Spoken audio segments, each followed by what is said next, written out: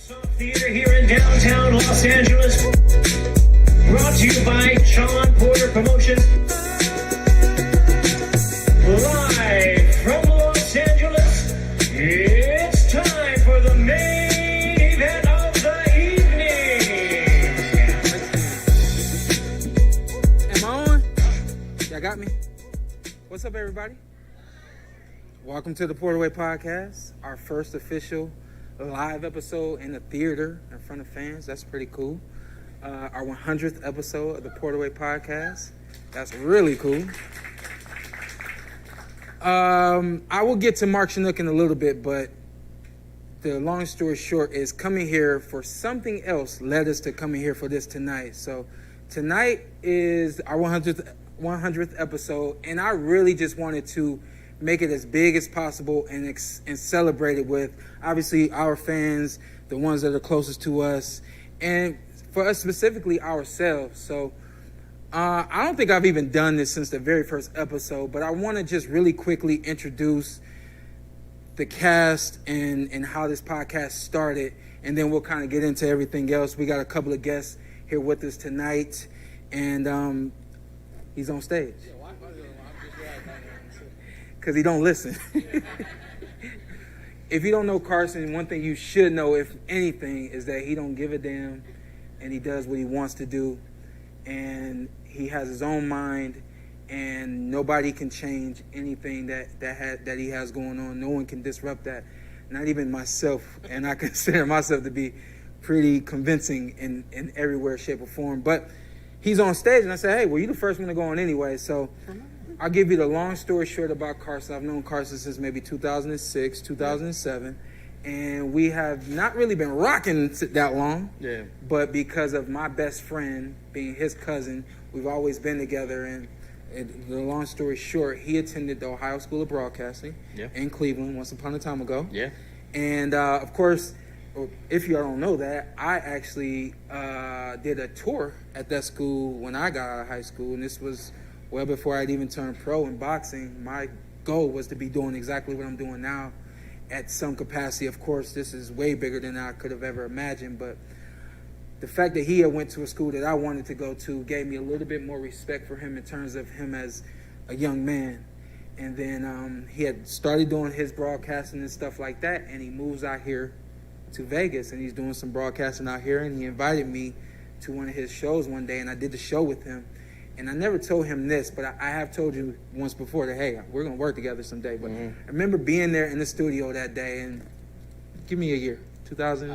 Probably 17 or 18. 17 or 18. Yeah. We were sitting there, and he's just sharp. Y'all have heard him time and time again. And I was like, I'm going to work with that dude someday. I said, I'm going to work with that dude someday. And then so fast forward, 2020, the pandemic happens. I buy all this equipment, and I didn't know what to do with it, so I did what I wanted to do, which is start a podcast, which was something that I had thoughts on doing for a while. And of course, he was the first one in mind, going all the way back to 2017, 2018, when I thought to myself, I'm going to work with that dude someday. So that's why Carson Merk is a part of the podcast, not because he's a good friend and not because he's loyal or anything like that. He's really good at what he does. I saw that a very long time ago, and I kind of always held on to that. The next one I'm going to bring to the stage, Ant with two T's. Oh, there he is. Clearly the fan favorite. He don't know where the hell he going to sit yet. Okay. Ant, I met, was not the first person I met when I got here, but one of the first people I met 2013 when I moved here.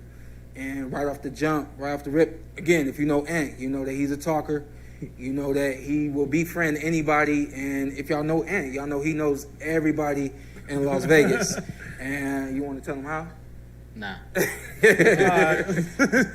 So Ant does his podcast for high school football, and I've been doing that for a while, and I never listened to it. You probably know that, but because he always was talking about it, and it just seemed like he knew what he was talking about in terms of this podcasting. I said. And he's a talker, so I just knew that something would click there. And has it clicked? Yeah. Pretty lukewarm response there. But. Yeah. Better after 100. Has it clicked? Again, I know people look at my podcast and you think that I just chose friends, but there was a method to my madness. There was a strategy right there going all the way back to 2000 and whatever when I said, hey, I'm going to work with him someday. And then this guy right here, just knowing that he could make it happen, and here we are. And then last but not least, Shawne Zittel. Looking good as he want to look today. Look at him, sharp. Running for mayor soon. There he is. First mayor that can throw some hands. So really quickly, a quick backstory on Shawne. I've known Shawne for a very long time. He's always come to the gyms to interview me before my fights for a very long time. And Shawne is one of the few, not going to say the only, but one of the few reporters that once it was all said and done, he just always stuck around. And he said, hey, is it cool if I stick around? Go ahead, man, do your thing. Other people ran off and did whatever they needed to do, hustling, getting that next thing. And for some reason, he just kind of gravitated towards me, and vice versa. You being as great a person as you are, anybody that knows Shawne, I know I said that about all y'all, but anybody that knows you, man, knows that you are one of the just down-to-earth and greatest people that we know, any of us that truly know you. But the long story short, again, about Shawne, he hears that I start a podcast, and he says, hey, do you mind if I come hang out and listen to the podcast? Yeah, cool. One day, and he's next week, can I come next week? Can I come next week? He had been coming for a couple of weeks. And then we were like 3 weeks in, and somebody says, hey, we need timestamps.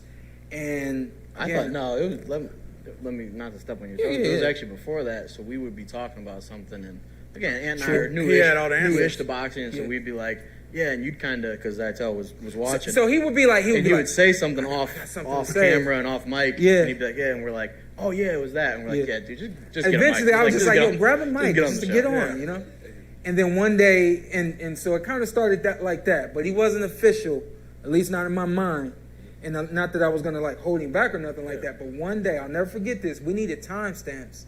And he hadn't been on the show that day. I'll never forget that. And he said, hey, I got timestamps. I didn't even know what timestamps were. And that hit me that he had them. We didn't tell him to do anything. And I didn't know that we needed it. And we started kind of figuring it out. But one day, somebody said, hey, we need timestamps. I think it was you. They're looking for timestamps. Yeah. And he raised his hand. He said, hey, I got timestamps. And what stuck with me beyond as great a person he is, if that is not the testimony to how great of a person he is, what I looked at was the fact that somebody did something that wasn't asked of them or required of them. And that just, again, you talk about how organic this podcast is and how much people have come to know each and every one of us on the podcast for our unique talents and abilities.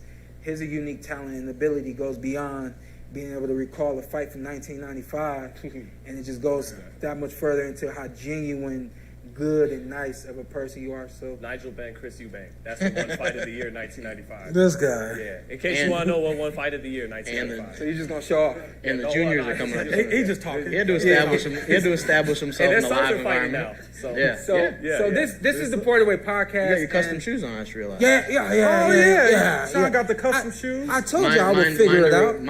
Give me his name on it. Yeah, there you go.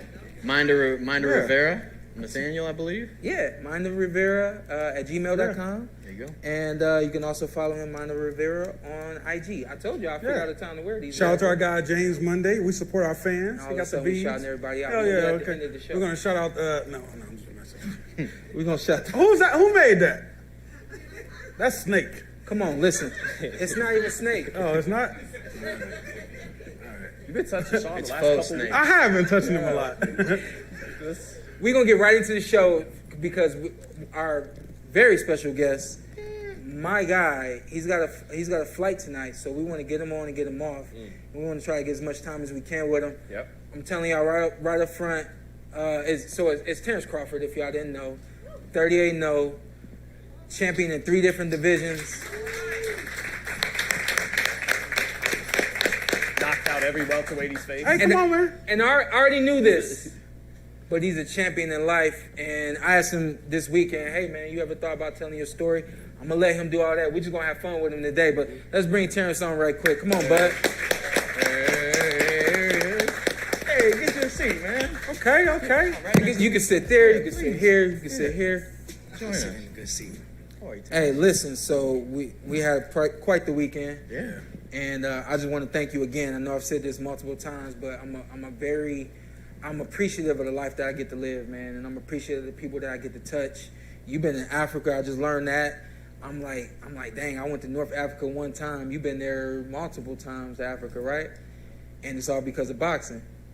So I get to do what I do because of boxing, and I'm eternally grateful for the things that boxing have given me, and I'm eternally grateful to be able to have friends like you and obviously everybody on this stage. But just getting into it, I said, yo, I felt like I had to make this an eventful weekend for you or you wasn't going to come. So before, I don't even think I told you, but I definitely didn't tell them. I said, yo, we doing paintball next weekend. If you're in town and you want to come to paintball, you come to paintball. It's for free. Just get a ticket to the event. I don't think anybody showed up outside of us. But I just felt like I needed to make it an event this weekend. Yeah. How was the weekend for you? Oh, man, it was wonderful. You know, those are the type of events that, you know, I do on a normal day-to-day basis. Paintballing, kicking it with the fam, you know, playing cards, dominoes, watching fights, and talking stuff to each other and just challenging each other on multiple things. We ended up outside in front of my house. Terence Crawford said he could throw a football and 60 yards. Your lovely lady, and she came out and said, hey, Anthony Joshua's walking right now. You know, when kids outside playing in the front yard, my lady came inside like, you guys need to come in. Like, it's been enough. Talk about some backstory. Should we talk some backstory to that? What happened yesterday with the football? 60? Yeah. So we're, again, watching the fights, the zone cards earlier on. We'll get to that later. And very slicky lips. Yeah, like real casual conversation. And Terrence is the most competitive person in history. Most competitive person you ever met, right? He's the most competitive. And if we say anyone else, you second. No, you're not even close to him.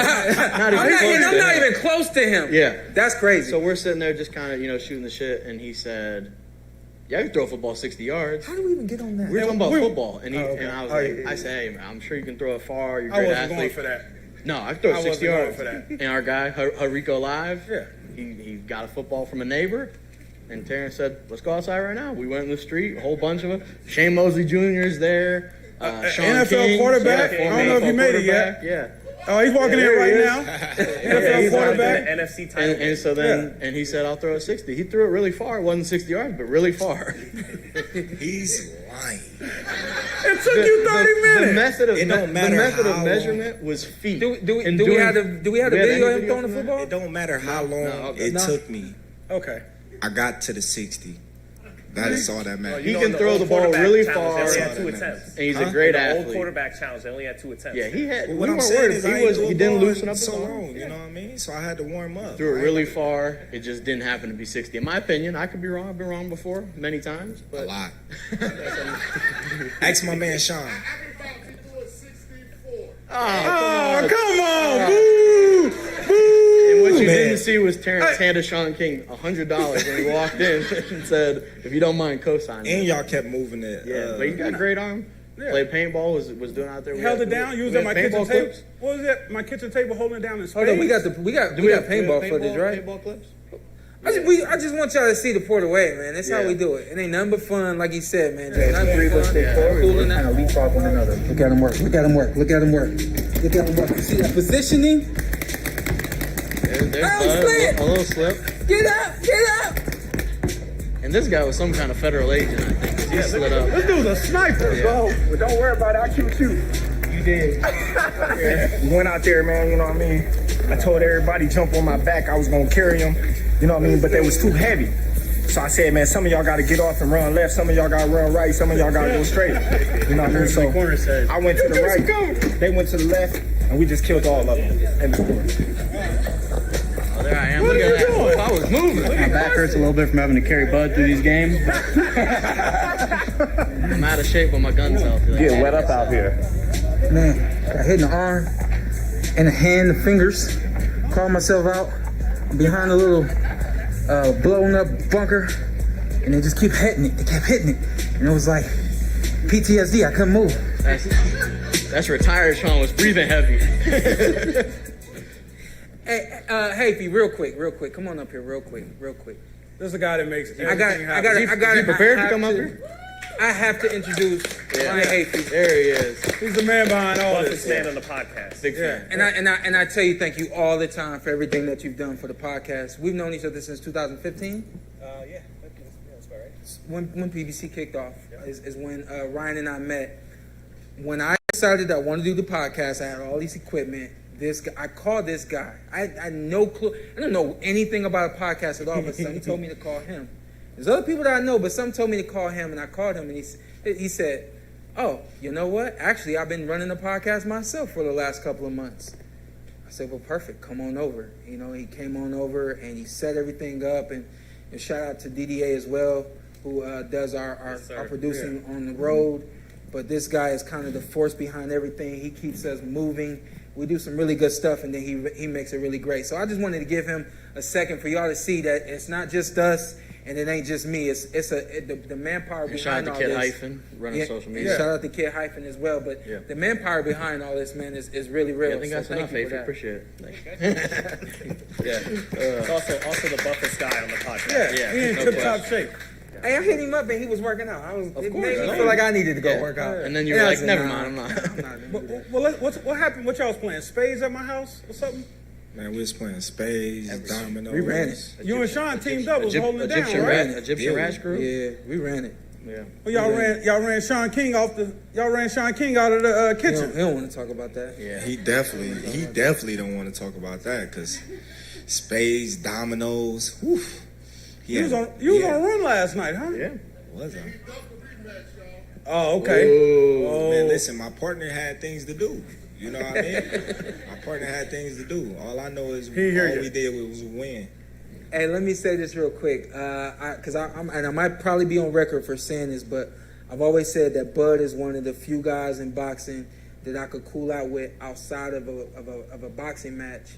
And I said in a lot of ways we're a lot alike. Obviously, we're very competitive, but from a standpoint of being family men and just really wanting to be at home opposed to being out running around and just doing, whatever else, I knew that I could call him and he could just come through and play cards. It ain't too many other guys in the boxing game that I know that I could just, rock out and play some cards with or watch some boxing with or introduce to some complete strangers. And it's like we all been cooling forever and ever. So we don't have to get into your story today, but what I do want you to do is something that I like to do for fighters is show people how real the fighter is. In the conversation that we had earlier, you said boxing changed my life, boxing saved my life. And you ain't got to go all into it, but I just really want you to give these people and everybody that's going to see this on Tuesday who you are, because I think a lot of people, you're misunderstood by a lot of people forever ago. And I just want people to understand like why you are who you are and all that. And I would say, I'm just made in a misunderstood way for the simple fact of what I've been through in my life and the trials and tribulations that, I overcame. Some things still stick with me. Some things I got over. Some things, I'm still trying to get over. But at the same time, some things is just left talked about. Some things is left untalked about. And, that's where people get the why he's so quiet or why he don't do this or why he not promoting himself or why he's not outgoing. And, I think those are the things that, is left untold because I don't talk about certain things. I just go with the flow, and they be like, oh man, he's a mean guy. And Hey, he's always angry. I thought a couple times, I said, man, stop talking to this man. He gonna hurt you. couple times this weekend, man. And you today, too. Oh, yeah. Yeah, mostly you. I was going to say, Bud might not do the talking when people expect him to, but if you get in a conversation with the man, he's going to talk, I promise you. Right. No, but it's just, I think it's just a competitive nature of, growing up and not wanting to lose at nothing, especially life. Being that, coming from where I come from, it's basically life or death. When you in certain situations and it's literally life or death. So you got options that you can choose to, do this or this, and it's gonna affect you in each way that you take. So it's like, you know, for every action there's a reaction, and you know, it's just on you which action you wanna. Yeah, and you even mentioned with boxing, it wasn't something you got into to be famous and get rich. You just boxing. Like, I just love that's to just fight. what you do. Yeah. And now you're rich. Yeah, and that probably goes into it. That people are like, man, you don't want to like talk and promote yourself. It's like, no, I'm a fighter, so I like to fight. Like, I get it. You know, they want you to be this certain person that you go out there and you entertain and you show people your lifestyle and, you know, how you are outside of the ring, and, you know, but for some reason, you know, it always stuck with me. Like, you know, my lifestyle outside of boxing, what it used to be, wasn't for everybody to know or see or, you know, talk about. It was for me and, you know what I mean, my close friends and family members to only know about. So I'm so sheltered. It's like, what's up, man? Why you ain't doing this? Why you ain't talking? Because I never was that type of person to talk. I was always the type of person that like, all right, I'm going to punch you in your mouth. About that action, boss. I ain't about to do none of this other stuff, because if I feel like I got to talk about it, then I'm not going to do something. So were you the definition of watch out for the quiet ones? I was the watch out for the black one. Watch out for the little black bad boy that's hanging on the monkey bars. But it does seem like, you know, like with most people, but there's multiple sides to Terence Crawford. There's the big kid who loves to be competitive at games and have fun, and then there's the really mean guy who's got that temper, that fire inside of him. And yeah, what would you say about the couple sides to Terence Crawford? Well, I would say, you know, I'm a very caring person. You know, I love my people. I love the kids. I love to have fun. I love to, you know, to be outgoing and enjoy myself, and, you know, look out for others. But at the same time, you know, I've always been a no-nonsense type of guy. Like, no matter what level I'm on, or, you know, that's just my downfall. You know, a lot of people be like, man, you a world champion, man. You can't be doing this, or you can't be carrying yourself like that. You don't need to throw the ball 60 yards on the street. And I'll be like, this is me. Legend. You know, I never want to be somebody else. I never want to walk in another man's shoes. You know, I always was like, you know, this is me and this is who I am, and I'm going to stand on it no matter what. So it's like you'd rather make $10 million being Terence Crawford than making 25, 30, putting on an act that'll maybe get you more attention. Let's not get crazy now. Yeah, no, but is it that kind of thing, though? You know? It depends on the act that they want me to put on. Right. You know, I'm not going to, you know, do something that I'm against.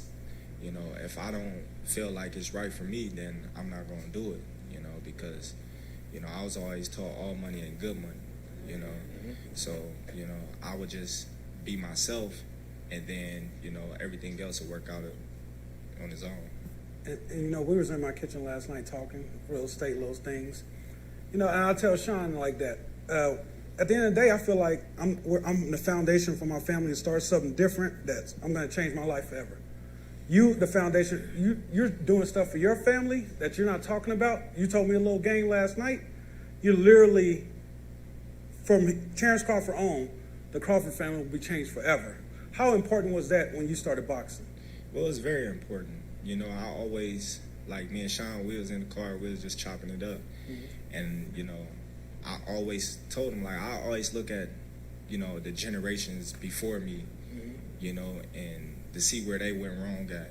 Like, the old fighters that made millions and millions of dollars that, you know, when you see them going to the events, you know, they got a suit on from 1980, you know, that they had way back in the days.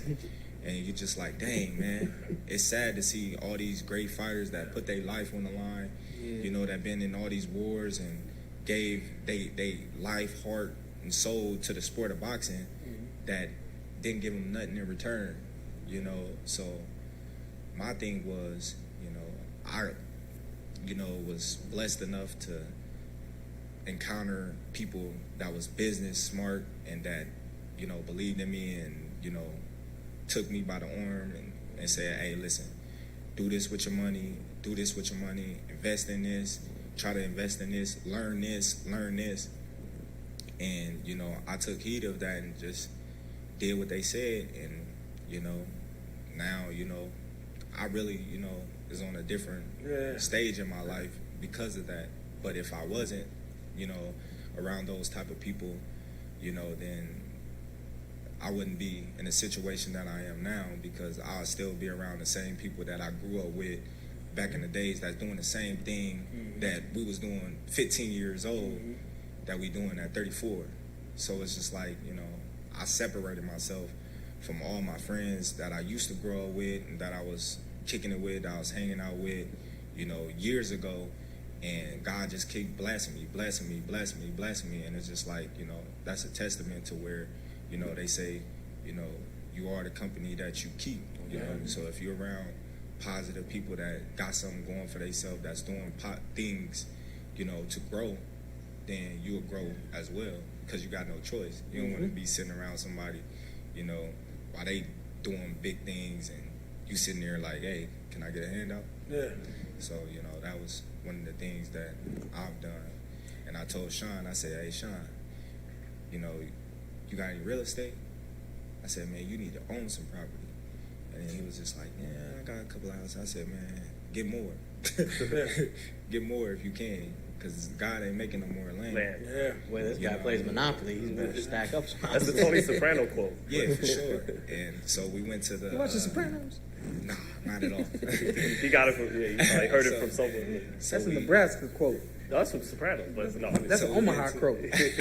So we went to we went to shoot paintball, you know, and said, you know what? I bet you this guy don't even own this land. I said, ain't no way. He said, nah, he's a smart guy, man.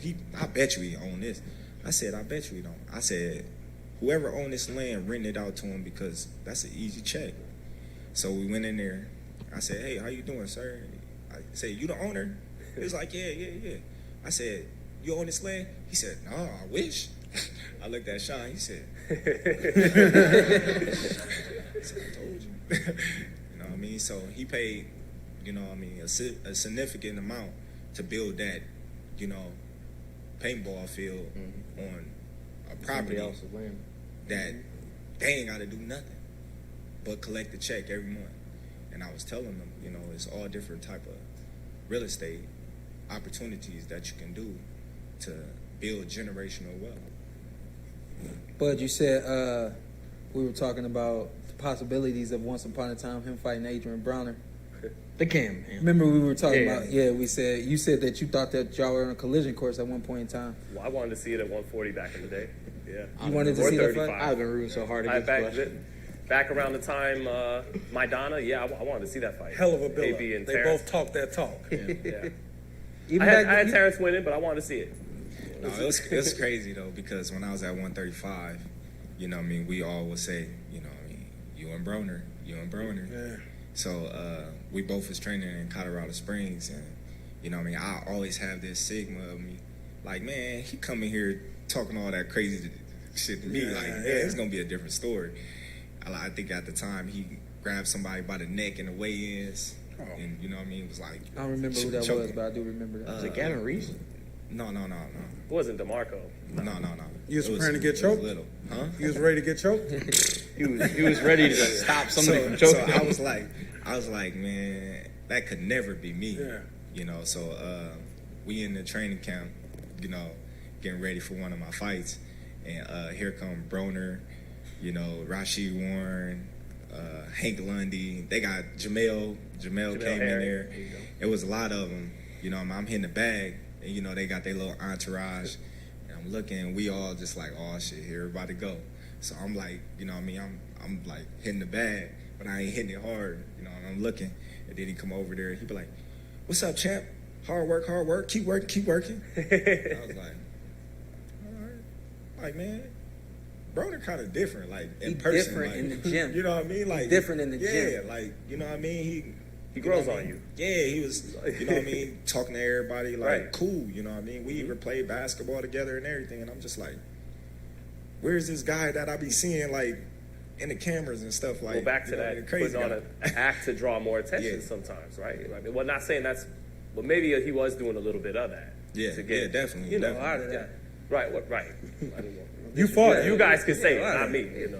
But. Yeah, but like, I don't know. I just always thought like some people take things personal, and I'm a person that take things personal at times. So, Like Michael Jordan. you know what I mean? You can't, you know what I mean, come in here and say, fuck you and your mama. And I'm going to just be cool with you afterwards. Anybody else, like, what you talking about, man? He getting up. Right.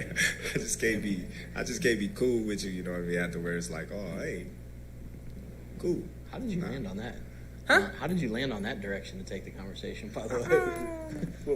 Zittel. No, I asked him about fighting. Yeah, all of a sudden he's like, so you thought you were going to fight Adrien Broner? Well, bit of a turn. I got what I thought I'd get. We got a good okay. story There out you go. there. Well, you wound right? up fighting Ricky Burns, but that was a fight he was supposed to take Definitely. to unify. Yeah, but instead, they you went always- overseas and took that fight. Yeah, they was trying to get me to take a step aside money for him and Beltran to actually fight again. Mm-hmm.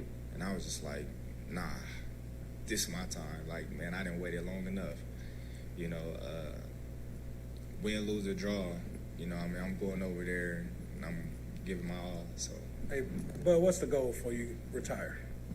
the goal, I ain't really got no goal. Undisputed at 47, maybe? Oh, yeah, and let me do this. That's definitely, you know what I mean, a thing that I'm going to do.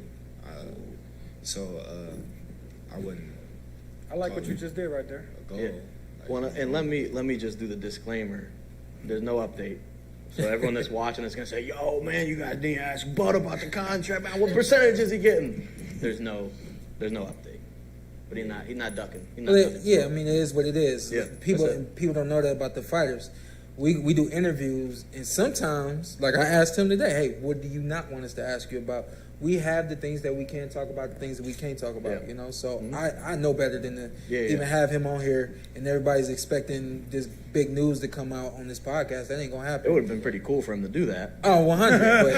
But Like, he's it's my official. guy, so It's official. he's right? my guy, so I'm going to protect my guy. I'm going to make sure y'all don't ask this dude nothing that he's not supposed to be Although, asked. Shawn, you know what's something people who've been in boxing a long time have told me? That sometimes when you don't hear any noise about a fight, that's a good thing. That's a good thing. I appreciate you encouraging the fans. Yeah. Because everybody is like, oh, it ain't going to never happen. People have I'm been with you coming to me guys. crying I hear about you. it. Yeah, no, I Yeah, feel we're excited for it. Whenever it happens, it happens. That's it. Before you go, because you got the flight. Yeah. So let me just... I've talked to him enough for a lifetime already this weekend.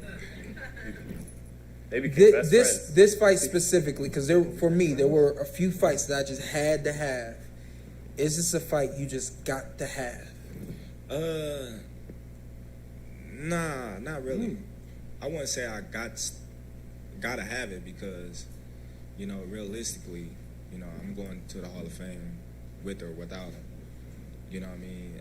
I feel like this is a fight more so for all my fans. Yeah. You know what I mean? And the people that really love boxing and, you know, follow it and, you know, for the sport. You know, and personally for myself as well, you know, because I never had a rival of this magnitude to, you know. That's a drive true me. rivalry right there. Yeah, definitely. To Like drive Keith me. was a true rivalry for me. You weren't a rivalry for me. No, not there at all. wasn't the talking and Yeah. everything wasn't the same. Yeah, to drive me to, you know what I mean, that everywhere I go is Errol Spence. You know, I put a video of my kids and Errol Spence. You know what I mean? Yeah. And it's the same with him. Yeah. You know what I mean? So I know he's like, man, I'm tired of hearing this dude's name, man. We gotta fight. Yeah. Like, you know what I mean? It's we coming. we gotta fight. It's like, coming. let's settle You guys this are both just some fighting here and now. mofos too. Like if there are two boxers I don't doubt are wanting any fight, it's you and it's EJ. To me, that is the greatest quality of this. And you were the same. That's the greatest component to this Yeah. fight is the fact that both these dudes, they're not just boxers. Yeah. They actually love to fight. When I was after Errol fought Mikey, after Errol fought, excuse me, not Mikey. Danny. After Errol fought Danny, I said, well, he looked all right, but he still got a little bit of work to do. And then I started watching him train before he fought Ugas, and I said, he's just a boxer. At the end of the day, if it ain't nothing, if he could close his eyes and still get in the ring and just fight because that's who he is. And this gentleman right here is the exact same, just somebody that just, do you say my name? When? Where? All right, let's go. Popping up like candy, man. That quality right there, y'all don't know it, but y'all starve for that quality in a fighter. When y'all talk about fighters and y'all talk about champions, a lot of them don't have that quality right there to just say who, when, and where. Okay, cool. In this particular situation, he does have to say how much, because it's that level, that magnitude of a match where he has to say that much. I never said that much. For me, it was just tell me who, when, and where, and I'm there. But for this one specifically, because of what it is, y'all can't get mad at him for saying how much. No, come back to me when it's right. It will be right, and it's gonna happen. All that being said, my guy, appreciate you coming in this weekend, man. Sure. Appreciate it, man. Hey, I got one thing to say when I leave. Oh boy. Hater 1, hater 2. Yeah. I'm hater of the year, man. Dog, I'll see you later, all right? Safe flight. All right, man. We fishing? All right. I'll call you. And with 2 T. Yeah, I got you. That's how you save me on my phone like that. How many we got from Bishop? 5. We got 5 that's coming on stage? Yeah. We got 5 that's coming on stage. Hey, can we get Bishop Gorman in here real quick? Bishop Gorman players. Do I got to introduce? Big ass young men. How are they so big? Yeah, it was good. Hey, big game coming up this week. You know, a lot of people saying it's going to be a tough game, but, you know, I believe that. No. Come to that. That's at the end. How are they so big and moving? Come on, y'all. Come on. Wherever y'all at, come on. I care about them. Yeah. I do. I care about them. I care about them too. Let me say this real quick. I've been talking about the podcast for a long time, going to the next level. For me personally, being more active in my community is big. So Ant actually had this idea to bring these big monsters on the stage with us tonight, and I'm appreciative because it gives me an opportunity to shake hands with the future of the NFL. Ooh. I mean, I ain't tell you to take my seat. Oh yeah, but you get that one. Yeah, I got you. Thank you, brother. Who's the best one? Do I got him next to me? The best one? I ain't gonna do that. They all good. You almost did. You guys came through. We were gonna get blown out. I got you. I'm rolling with Come on, I got one. Clark, Wesley. Yeah. Oh man, you young. You ain't no backrest. Put it right here. You want some a lot? Yeah, put it right here. Put it right here. Sit right there. Good. Did Bud steal the mic? Bud. Did you steal a mic? We got a hand. No, you're good. No, you didn't actually steal the mic. You can throw it. I'll catch it. So yeah, again, real quick, just wanting to be more active in the community, and then Ant had the idea. He's really involved with high school football, specifically Bishop Gorman, even though he didn't attend that school. My sister did. Doesn't make sense to me. Hey, don't worry about it. Okay? Oh, you got in, huh? Yeah. She a genius. That's the genius? Yeah, that's the one. That's what I'm always talking about. Yeah, she got 4.0. So let's get it cracking real quick. Your name. Want me introduce him? Yeah, no. You. Yeah. Hey, tell me what you committed to and everything. Yeah. I'm Elijah Palmer. I'm committed to the University of Hawaii at Manoa.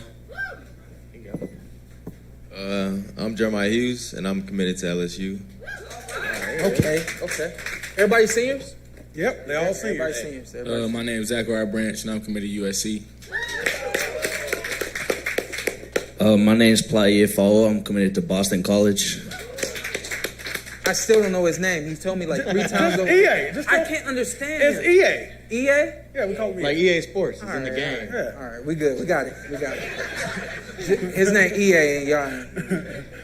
My name is Jemai Otis, and I'm also committed to the University of Hawaii. There you go.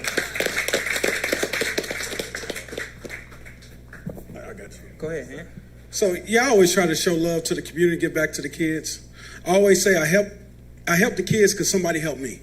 So I had times where I helped him in a situation. I've helped him. I try to do as much as I can for these kids. And any kids in Vegas, and sometimes the parents what you doing it for? I said, I always did it because somebody helped me. My mom raised me to help people. That's what I do. These kids going on to do something great in life. They're in a good position. Parents sacrificed a lot for you guys to get there, but you guys realize that. You guys going off to college, kids dream to be in the position y'all are. I know you guys ready to go this week. We got a big week this week. We ain't gonna say too much. We got a big week this week. We're playing number 2 team in the country. What y'all, number 6 in the country? They ain't moving y'all up? Oh, okay. What'd you say? Oh, no matter of fact, you don't get me in trouble. Your coach told me to say certain things. I got to keep this like, yeah, never mind. Hey, so No, don't get me in trouble. No, you good. All right. Because high school football out here is just different. We didn't. All right. Hold up. Because y'all come with a media relations personnel that what to ask and what not to ask. How is that possible? Somebody want to answer that? Nah, nobody needs to answer that. Don't put them on the spot. Ant's like the trick daddy of Las Vegas. I love the kids, man. Hey, hold on. Let's get everybody's position real quick. I don't think everybody said their position. I was going to catch it. Just yell it. I mean, they hear you. I play DB. Cornerback, safety? I also play DB. There you go. Both. All right. Safety and cornerback, left side, right side, both sides. Hold on. Don't even matter? Oh, ask how many interceptions you dropped last night. Drop? Whoa. Oh, snap. 3 of them. 4? He's slow playing. Oh, 1. No. Then ask him. Oh, him. 3? No. Oh, yeah. How many you get? I got 1. Oh, you got 1. All right. You get in the end zone last night? They ain't getting in the end zone, but I got y'all this week. But I play wide receiver. That's what's up. Middle backer, outside backer. Uh-oh. I play inside backer too. Uh-oh. Couple hitters? Y'all hit? Yeah, they hit him. I had to ask. Let him tackle you right now. Do it. No, don't do it. Sean, you know, these guys are trouble. Every time I went to Western and Clark, every time Bishop Gorman showed up, it was 70-0, 59-0 on a good night. It was ugly. I wanted to get a Gorman jersey by the end of the game. But people give you guys a hard time, especially in the city. But you guys got everything. You guys got the facilities, you got the workout, you got the coaches. But when did you guys start practicing? Like January. And it's like, it's an all-day thing at Gorman. They don't see us till July. No, if that. I was pulling up in August. So a lot of people, especially around town, give you guys a hard time about how good you are. Why they not working in January? You guys start in January, putting in the work just like you guys, right? You got something to say about that? Yeah, I mean, our team, we definitely do got a good goal this year. We're trying to win the state championship again and then win a national championship. So, I mean, I feel like that comes with the sacrifice of starting early and trying to get that chemistry down with everybody on the team, making sure we all on the right page. So, I mean, I feel like that's what really made a big factor of us starting early. So, you notice how he always the one that takes the mic and talk? Yeah. He also the number 1 wide receiver in the country. Wide receiver, that's the star position. Yeah. Oh, okay. I'm gonna put a little pressure on him. All of a sudden, you want to be bashful and shy. That's what's up. Yeah. So what is it though? What is it that makes you the number 1 guy? What do you do that everybody else ain't doing? Shoot, I mean, when I'm on the field, I just stay turned up. Like, I just know I'm the best on the field at all times. Like, I just had that confidence. That's what it got to be. Like, the confidence going to carry a long way. I believe in my abilities on the field, and the coaches have prepared us and put us in situations that we can succeed. So, I mean, I feel like we just got to work hard, and it's really in our hands to really see if we want to be the best that we got to be. We just got to take upon ourselves. And while you got the mic, why USC? I mean, a lot of people, this NIL is changing stuff, so a lot of people are going where the money is at. But, I mean, academics is real important to me and my family. So, I mean, the degree at USC could definitely carry a long way after life after football because the game is always going to end at some point. So, I mean, you got to be set for after the game. And, I definitely want to go into commercial real estate. So they definitely have a good degree system over there. So that's why I chose USC. There you go. I'm going to ask you. Yeah. I'm going to ask you the same thing. Why Boston College? You leaving your parents, man. You're going all the way across country. Kind of like what Zach said, just the life after football. It was kind of important to me and my family. It's the Boston College degree, just not just looking at football, but just looking at life after everything and just worried about my family and everything else. Same with you. I'm going to ask all the guys. Hawaii, like, the biggest thing for me was just family. Like, I'm real big on family, like, where I go. So I feel like as soon as I stepped foot on the island, it was welcoming. You know, all the coaches, the players, you know, they welcomed me in. And it was just like, you know, I'm leaving home, going to another. So that was the biggest thing for me. And my coach is also there, too. So, you know, he's seen me grow. So I feel like, you know, he can help me develop. Nice. There you go.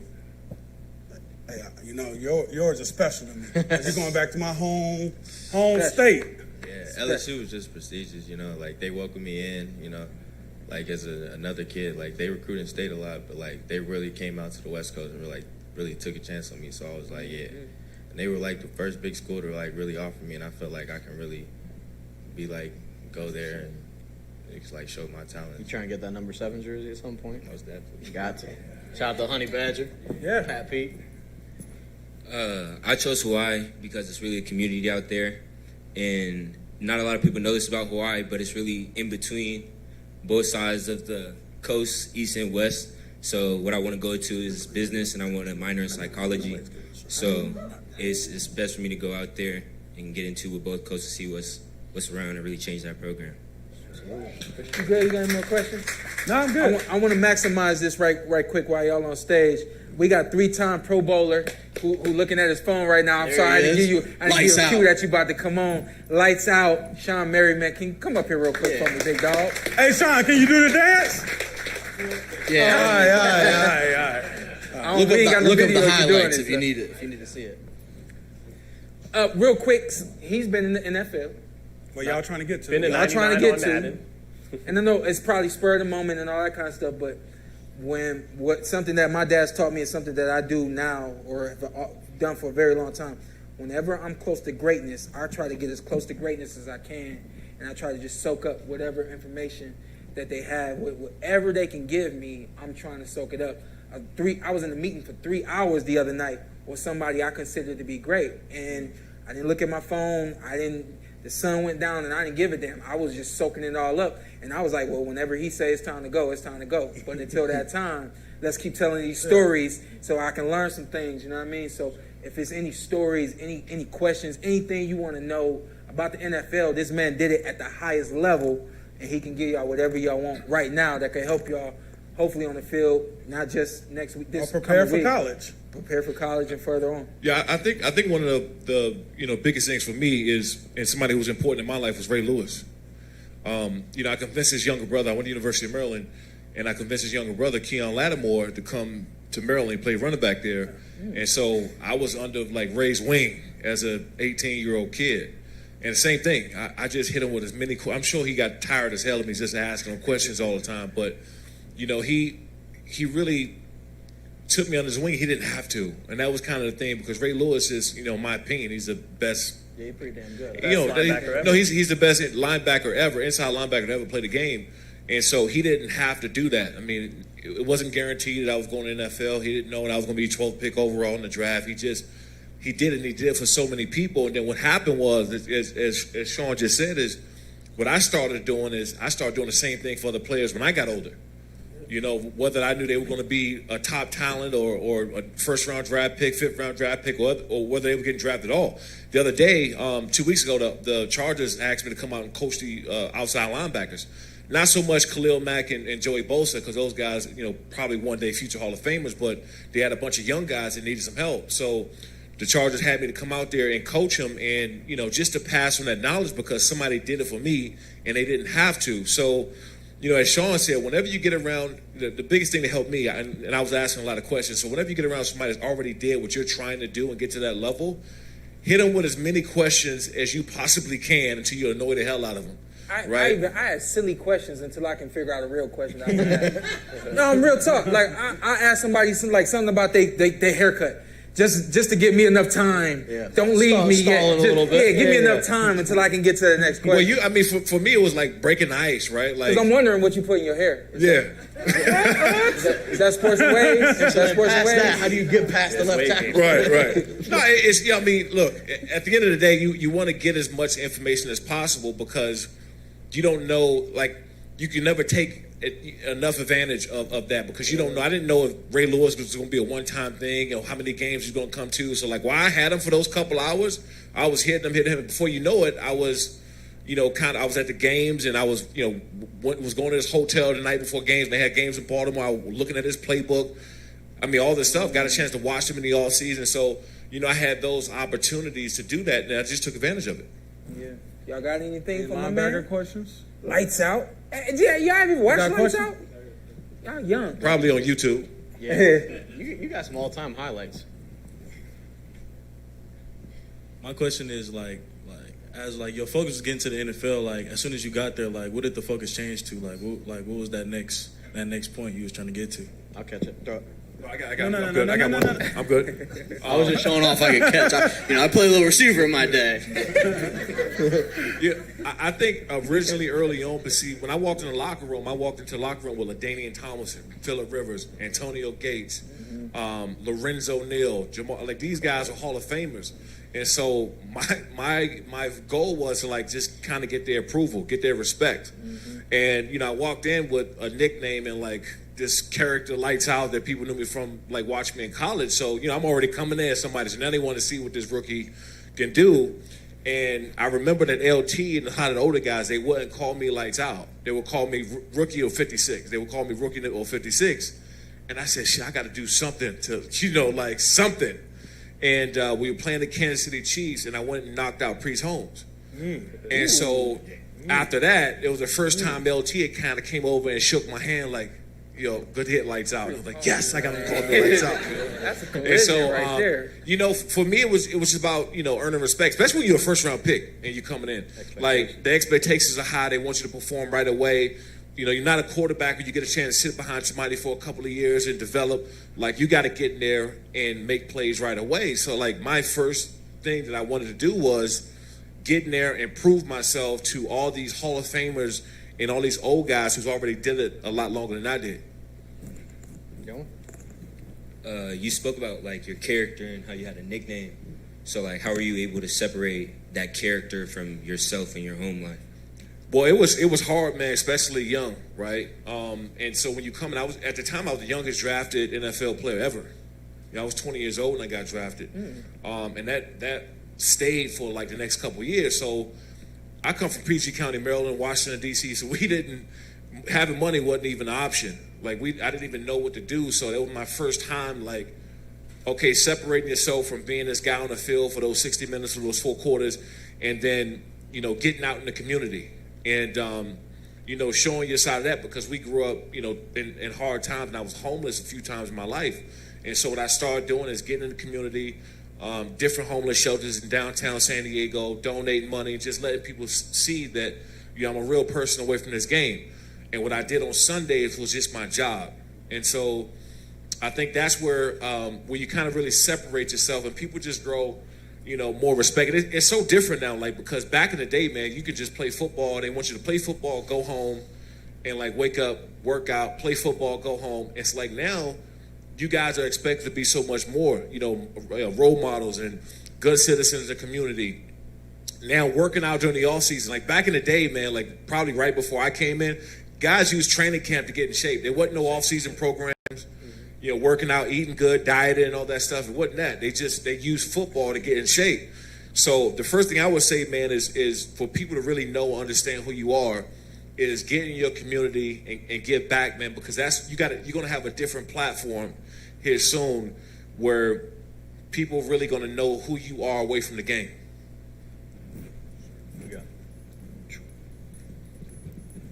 Like you just said, people gonna know who we are. Us stepping into college, about to be freshmen next year, and you about to be projected first round draft pick, balling in college. Would you say giving us advice how to stay focused in that limelight of being the top person in that college? Yeah, man. Just see, I did it the wrong way. I came in cocky as hell. I was like the black sheep, man. I came in and I was just talking shit to everybody, to all the juniors, seniors. I couldn't wait for hitting drills. And so, I got the respect on the field, but I was like the loudmouth that people couldn't wait to fight, but I was ready to fight too. That was the thing. I was always ready to fight. But it was, as Shawne just said, I got with the juniors and seniors. We had a guy by the name of E.J. Henderson, played middle linebacker for Minnesota Vikings. Yep. And E.J., he won the buckets, one of the coldest linebackers in college football ever. And so He wasn't. I mean, he was big, but he wasn't that strong. Weight room strong. He didn't have a fast 4. I think he ran like a 4.8 or something in the 40. He wasn't fast, but he would have games with 20 plus tackles. And I would look and I say, damn, how did EJ, like how, wasn't crazy athletic, nothing like that, but how was he doing it? And he sat down with me and he broke down film and showed me how to watch film, and he didn't have to really do that. And so I remember he would just show me down the distance, like tendencies from offensive linemen, yard markers, whether it was third and long, and I started picking up on little things like that. And I started to actually start timing snaps from the offensive linemen and offensive tackles because of what he showed me in the film. This guy's up a little higher on the run game. He's a little bit lower when they're doing so. So I was watching all this stuff because before then, I never watched film. We were just talking in the back. I actually played like inside linebacker my whole life. And then when I got at University of Maryland, they said, hey, by the way, you're going to play outside linebacker and defensive end. You're going to rush the passer. I've never had a sack before. I didn't know what to do. And so I got with those juniors and seniors, and, EJ had, he played 12 years, couple Pro Bowls, and he's going down as probably the greatest linebacker at the University of Maryland of all time. And so when you guys get there, going there, man, unlike I did, going there with, a little bit more humble. And I was always working, but ask the questions. Get with those juniors and seniors, because you guys got to think, you only got a year with those seniors, right? You only got a year with them. Some of them going to the league. Some of them, a lot of those guys not even going to be playing sports or football again. That's going to be it for them. But they smart, and they might not have the talent that you guys have up here, but they very smart football players. They just some of these guys just won't have what it takes to play on the next level. But you can pick. That's what it was for me. I had all the talent in the world, but I never watched film before, and I had all the athleticism. I was explosive. I could come off the edge, bend the corner, but I never watched film. So certain guys were just better than me in the aspects of the game because they were smarter. So when you walk in, man, just come in with a humble attitude, ready to work. Get with those juniors and seniors because they already been there. And this week, these guys are playing. We're going to go number one team in the country. Nobody's picking them to win. But them, I know they're confident. Anything you can tell them? Yeah, first and foremost, anybody that's not picking y'all to win, it doesn't matter. Like, the only people that matter is the people in that locker room. And how y'all prepare and how y'all believe in each other. And the biggest thing, coming into this week, man, is hold each other accountable in practice. Keep reminding you guys and each other what's on the line. Because it's so easy to, kind of bite into what everybody's saying outside, and you guys don't have a chance. Find that motivation and hold everybody accountable during the week. Because what people don't understand is your practice habits are going to show up in the game. Your practice habits are going to show up in the game. And so if a guy keep on blowing a snap, or he keep on jumping off sides, it's more than likely he's going to have an offside penalty in the game. And if he keeps doing it, or if he's not hustling to the ball or to the whistle or tagging off on the running back, if he's not doing that, more than likely he's going to do it in the game. So you guys the whole entire week have to be on each other. And I always say this, great teams, the players run the team. The coach should never have to step in and say anything to you guys. Anything. The coach should be calling the plays, getting you guys lined up, you guys going to make the plays. They should never talk to you about hustling to the ball, making mistakes, because if you make a mistake, he should say something. If you make a mistake, he should say something. And that's how you separate from the good teams and the great ones. I got one more thing for y'all, then I'm going to let y'all roll, get up out of here. But hearing that y'all going up against the number one team, and as Anna said to me multiple times, nobody is giving y'all a chance, counting y'all out. It really reminded me of the fight that I had with Errol Spence Jr. And I appreciate that what you just said, that the players, y'all should take control. People were literally, first time I'd ever seen people saying Shawn Porter is going to get knocked out. Errol Spence is going to knock out Shawn Porter. I mean, everybody was saying that. I went through a whole camp of seeing those things and hearing those things. I didn't care about any of it. We did our camp out your way in D.C., and then we came back here for 1 week before we went to L.A.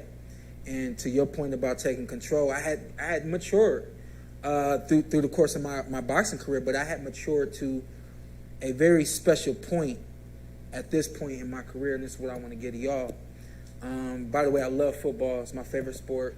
I watch more football than I watch boxing. Like, I love football. So I went on my run. This was the day before we left for L.A. And I come back from the run, and I look at my coaches. There's 4 coaches there. I said, huddle up. We've never done this before. And I just matured. I said, huddle up. And they just, attention, taking the control. And we huddled up. I'm looking at everybody in the eye. And I said, everybody's counting me out. Nobody thinks I'm going to win this fight. I said, it's kind of crazy. This is exactly what I said. It's kind of crazy. But everybody thinks I'm going to get knocked out. I said, I don't give a damn. I said, the only thing that matters is what's here right now. Everybody in this huddle, the 5 of us. I said, we're the only ones that matter. Don't matter what nobody else say. Don't matter what anybody else is thinking. I said, so guess what? We all feel the same. Y'all all feel the same about this game, right? Y'all better make sure y'all do.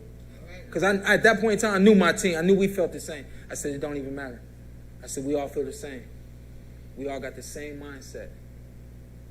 We about to go to L.A. and shake up the world. I told my team, I said, we about to go to L.A. and shake up the world.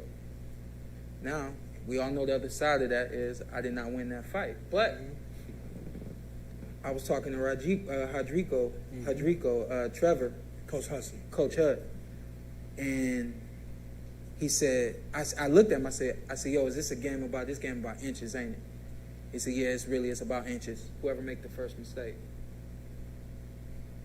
In the fight that I had with Errol Spence Jr., I'm very, very humbled and grateful that fight is going to go down in history as an instant classic. And I was a part of something like that. We were asking about goals and things like that. One of my goals as a fighter was to have fights that people will remember for a very, very long time. And I think that's one that people are going to remember for a long time. And that fight literally came down to inches. And I was on the wrong side of that. So y'all objective is to have the same mindset. Be ready to shake up the world. Or here in the United States, shake up the football world. And it don't matter what anybody else saying. Y'all, they can talk and they can say it. You can read it. But when you read it, say, I don't give a damn. You don't know me. You don't know me the way he know me. You don't know me the way he know me. He gonna make plays. Y'all look at each other in the eyes. Y'all had that same mindset going on the field on Friday night. I'm gonna be there. And I'm gonna witness it. I'm gonna see it. I don't know y'all at all. But one thing I do love is success. And I want to see y'all be successful. So when I come out there on Friday night, remember it's only about inches. It's only about who make mistakes. And in the moment when you can't make no mistakes, just smile at it and say, I ain't gonna make no mistakes. All right? All right, fellas, go get it, all right? All right. Yeah. Good luck, fellas. Hey, before y'all leave, I got a surprise for y'all. Good to meet you. Big man. I need y'all to Got the wide receiver swag. Yeah. Good luck to you, man. Thank you. hey, stay on stage for a minute. Take a look real quick. We got something for y'all. We got something for y'all. A couple of y'all old guys want to Guys, take say. it easy on Western. Somebody want to say something to They y'all. big, but this screen's around here because they big, so I know. Yeah. So y'all, this is y'all right here. Yo, what's good? Hey, big game coming up this week. You know, a lot of people saying it's going to be a tough game, but, you know, I believe that the work y'all put in since January, you know, is really going to show out this week. You know, just trusting each other, trusting these coaches, trusting yourselves, and, hey, just get to work. Hey, World Boy Takeover. Time to show the world. What's going on, boys? Y'all know what the deal is this week. Go get that natty. Bring it back to the G. What's up, y'all? My name is Juwan Claiborne, graduated from Bishop Gorman in 2018. I now play safety at the University of Nevada, Reno, and I just wanted to let y'all know that this game is really important to the alumni, man, so I need y'all to go and get this one, man. All the eyes going to be on y'all, man. I'm sending nothing but prayers for a healthy and safe game for y'all boys, man, but go get that job done. To my Gorman brothers, much is given, much is required. And, you know, stepping onto that campus, you're only asked to do one thing, and that's to win. And luckily, that's the only thing that you've been preparing for since you stepped on that campus. So all you got to do is do your job. You know, if your job is Just set the edge. If your job is to cheer on your teammates, cheer on your teammates. Because where we from, what we work, the way we work, we are going to win. And there's no doubt about that. So good luck, go hard. To my Lions, play hard, lead the defense, lead this team, and gotta. What's happening, y'all? It's a big game next week. Go crazy. Don't hold nothing back. Y'all want those. You gotta go through the top dogs. I wish y'all the best. I'll be out here watching. Try to be great. Not good. Great. That's it. Yes, sir. Y'all go get it done. Go ahead, fellas. Hey, guys. See you the weekend, all right? Like Yes, sir. I'll see you around. Like you wanted a photo. Hey, let's do a photo real quick. And y'all get behind me. Don't be in front of me. Hey, if y'all want the video for the rest of the y'all team, laughing, I'll get but it I'm to you. serious. You a slot? I already knew. Huh? Am I good? What, you in? I'm trying to find a spot. Lay down. Okay. Yeah. I'll do that. Why not? Good deal. All right, fellas. Appreciate y'all, man. Yeah, stay on. Yeah. Eye of the Tiger, Shawn. Yeah. We hitting somebody with? No, just put that back. Real quick, Shawn. I met Shawn in 2018. I think we were both working at Fox, and we kept in touch. Again, me being a big football guy, I knew exactly who you were. I was like just blown away that you knew who I was when we met, and so I was like, again, just that thing that I do, like, man, if I could just hold on the conversation long enough for him to know that I'm a cool dude, I get his number, and I'll be able to keep in touch with him and hit him up from time to time whenever. So, I mean, one thing leads to another, and we both actually out here now just living life and making the best of our opportunities. You got the promotional company now, the MMA. Yeah. What is it? Lights Out Extreme Fight. Mm-hmm. And you guys been going since 2019? 18. 18. Hey, tell them real quick your background. You love boxing. Yeah. I actually grew up. I grew up in Prince George's County, Maryland, and actually not too far from where I grew up at. It was like me, Kevin Durant, Michael Beasley, Vernon Davis.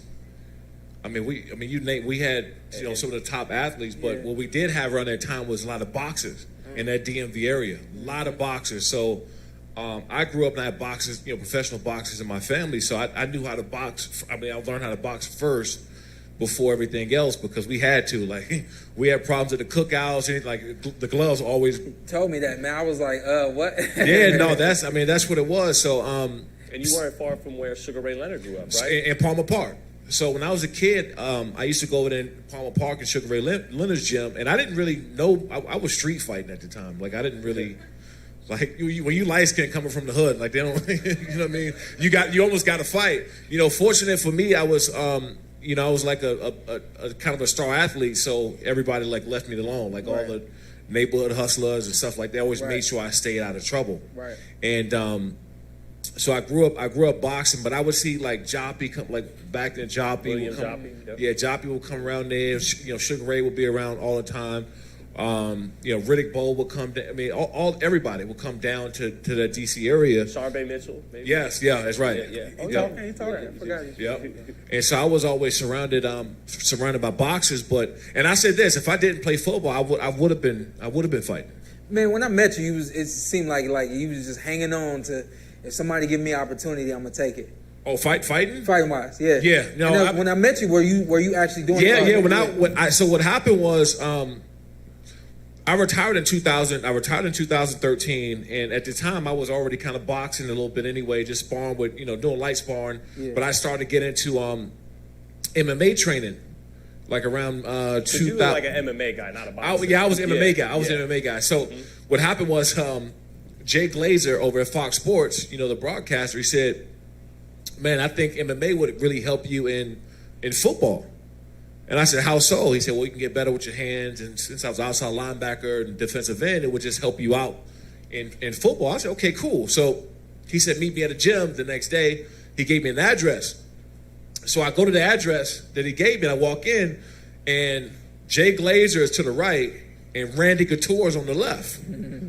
So I'm looking like, hold on, what's going on? Yeah. So I didn't know if he wanted me to like spar or do something with Randy Couture. This was when Randy Couture was still kind of at the top. Was just just had a big fight. Right before then. So he was still kind of at the top of his game. And they said, no, we're going to teach you how to pummel and roll and do different stuff and help you open your hips for football. And so I quickly learned how different like fighting and the conditioning and everything was from football. And I started to do it every offseason. And so at first it just came like little pummeling and grappling and doing stuff like that. And then it started to transition into more of like light sparring and work with other heavyweights. And so I just had a knack for being in the sport. And what happened was I ended up being around more fighters, boxers and MMA guys than I was football players. So I would spend during the season, obviously, with my teammates and around football, and I would do the mandatory workouts, whatever we had, OTAs, that would be around the team doing football stuff. But the other times I was, working out with fighters. Mm-hmm.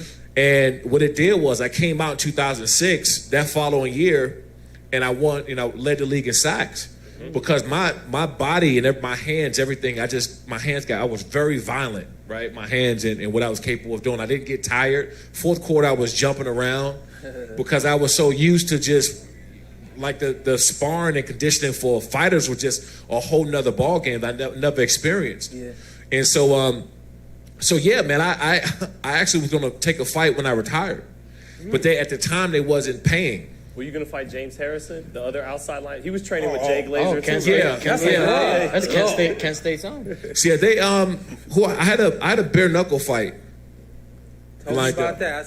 I told him not to do it. Yeah, I had a bare knuckle. I was just worried for his life. I was like, don't do it. No, you know what it was. You know what it was for me. It was more like I had enough of those for free. Yeah. Okay. I had enough of those for. I was like, God, about time somebody paying me for this shit, right? So, and it was just a bad promotion, but guys just didn't follow through. The league actually fell apart like after 1 or 2 fights. It was bad, right? And I was also working with Bellator, right? Number 2 or 3 MMA league. And so we almost had a deal on the table, and they threw out a couple WWE guys, like Dave Bautista had a fight at the time, and we were talking about him, and we never got anything done.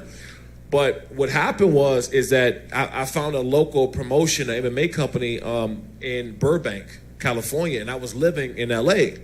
And so one day, one of my close friends said, "Hey, let's go check out this MMA promotion." And I like fighting, so I'll watch two like roaches fight in the alley. Like I don't care. I just like fighting. Backyard stuff. I mean, I'll go to anything. If it's fighting, I'm going. And so I went to this MMA promotion. I saw what they were doing, and they had like 600-700 people there, and the promotion was done well. It was a nice promotion.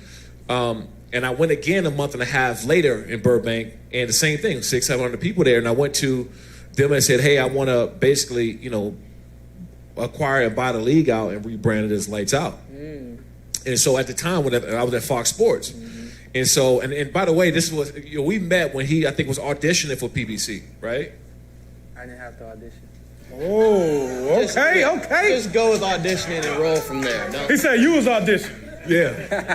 Now, it's funny. But I was out there because okay, so you might have. I was there. They brought me. Okay, all right. So I wasn't far. He tried to make a scene. No, I had to front on everybody real quick.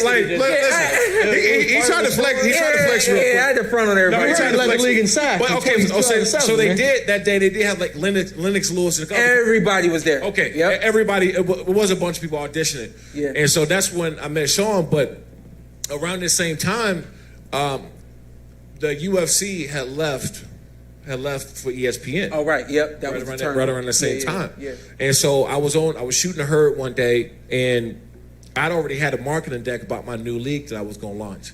And so I went upstairs to the president and all the people I knew, and I didn't schedule a meeting or nothing because I knew if the door was open, they was going to see me and call me in anyway. And so I had this marketing deck in my hand, and he said, I said, "Hey, you guys just lost the UFC to ESPN. Are you looking to get back in the MMA?"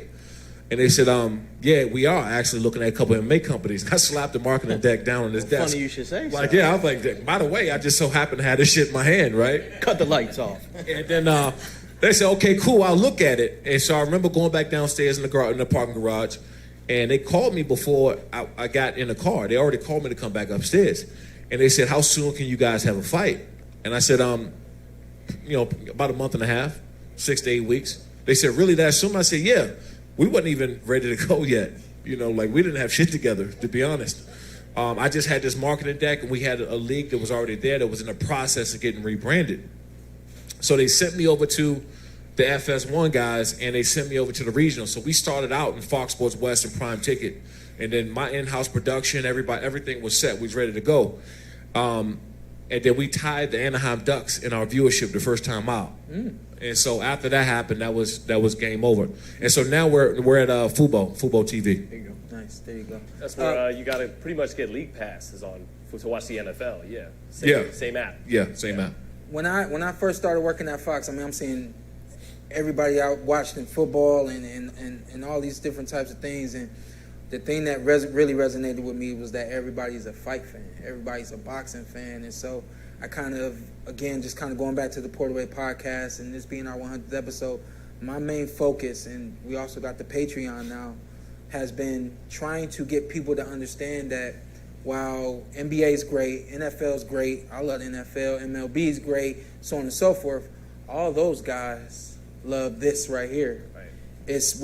We're still a speck in the sports world, while all the big guys in the sports world want to do what we do, right, which is what y'all seeing now, and want to be around us and so on and so forth. I remember running into Michael Vick and like he dapped me up, and I was just like, I can't believe you know me. You know what I mean? He said, man, I love the fight game. I love the fight game. So he told his friend, man, Shane Mosley's a really cool guy. So that's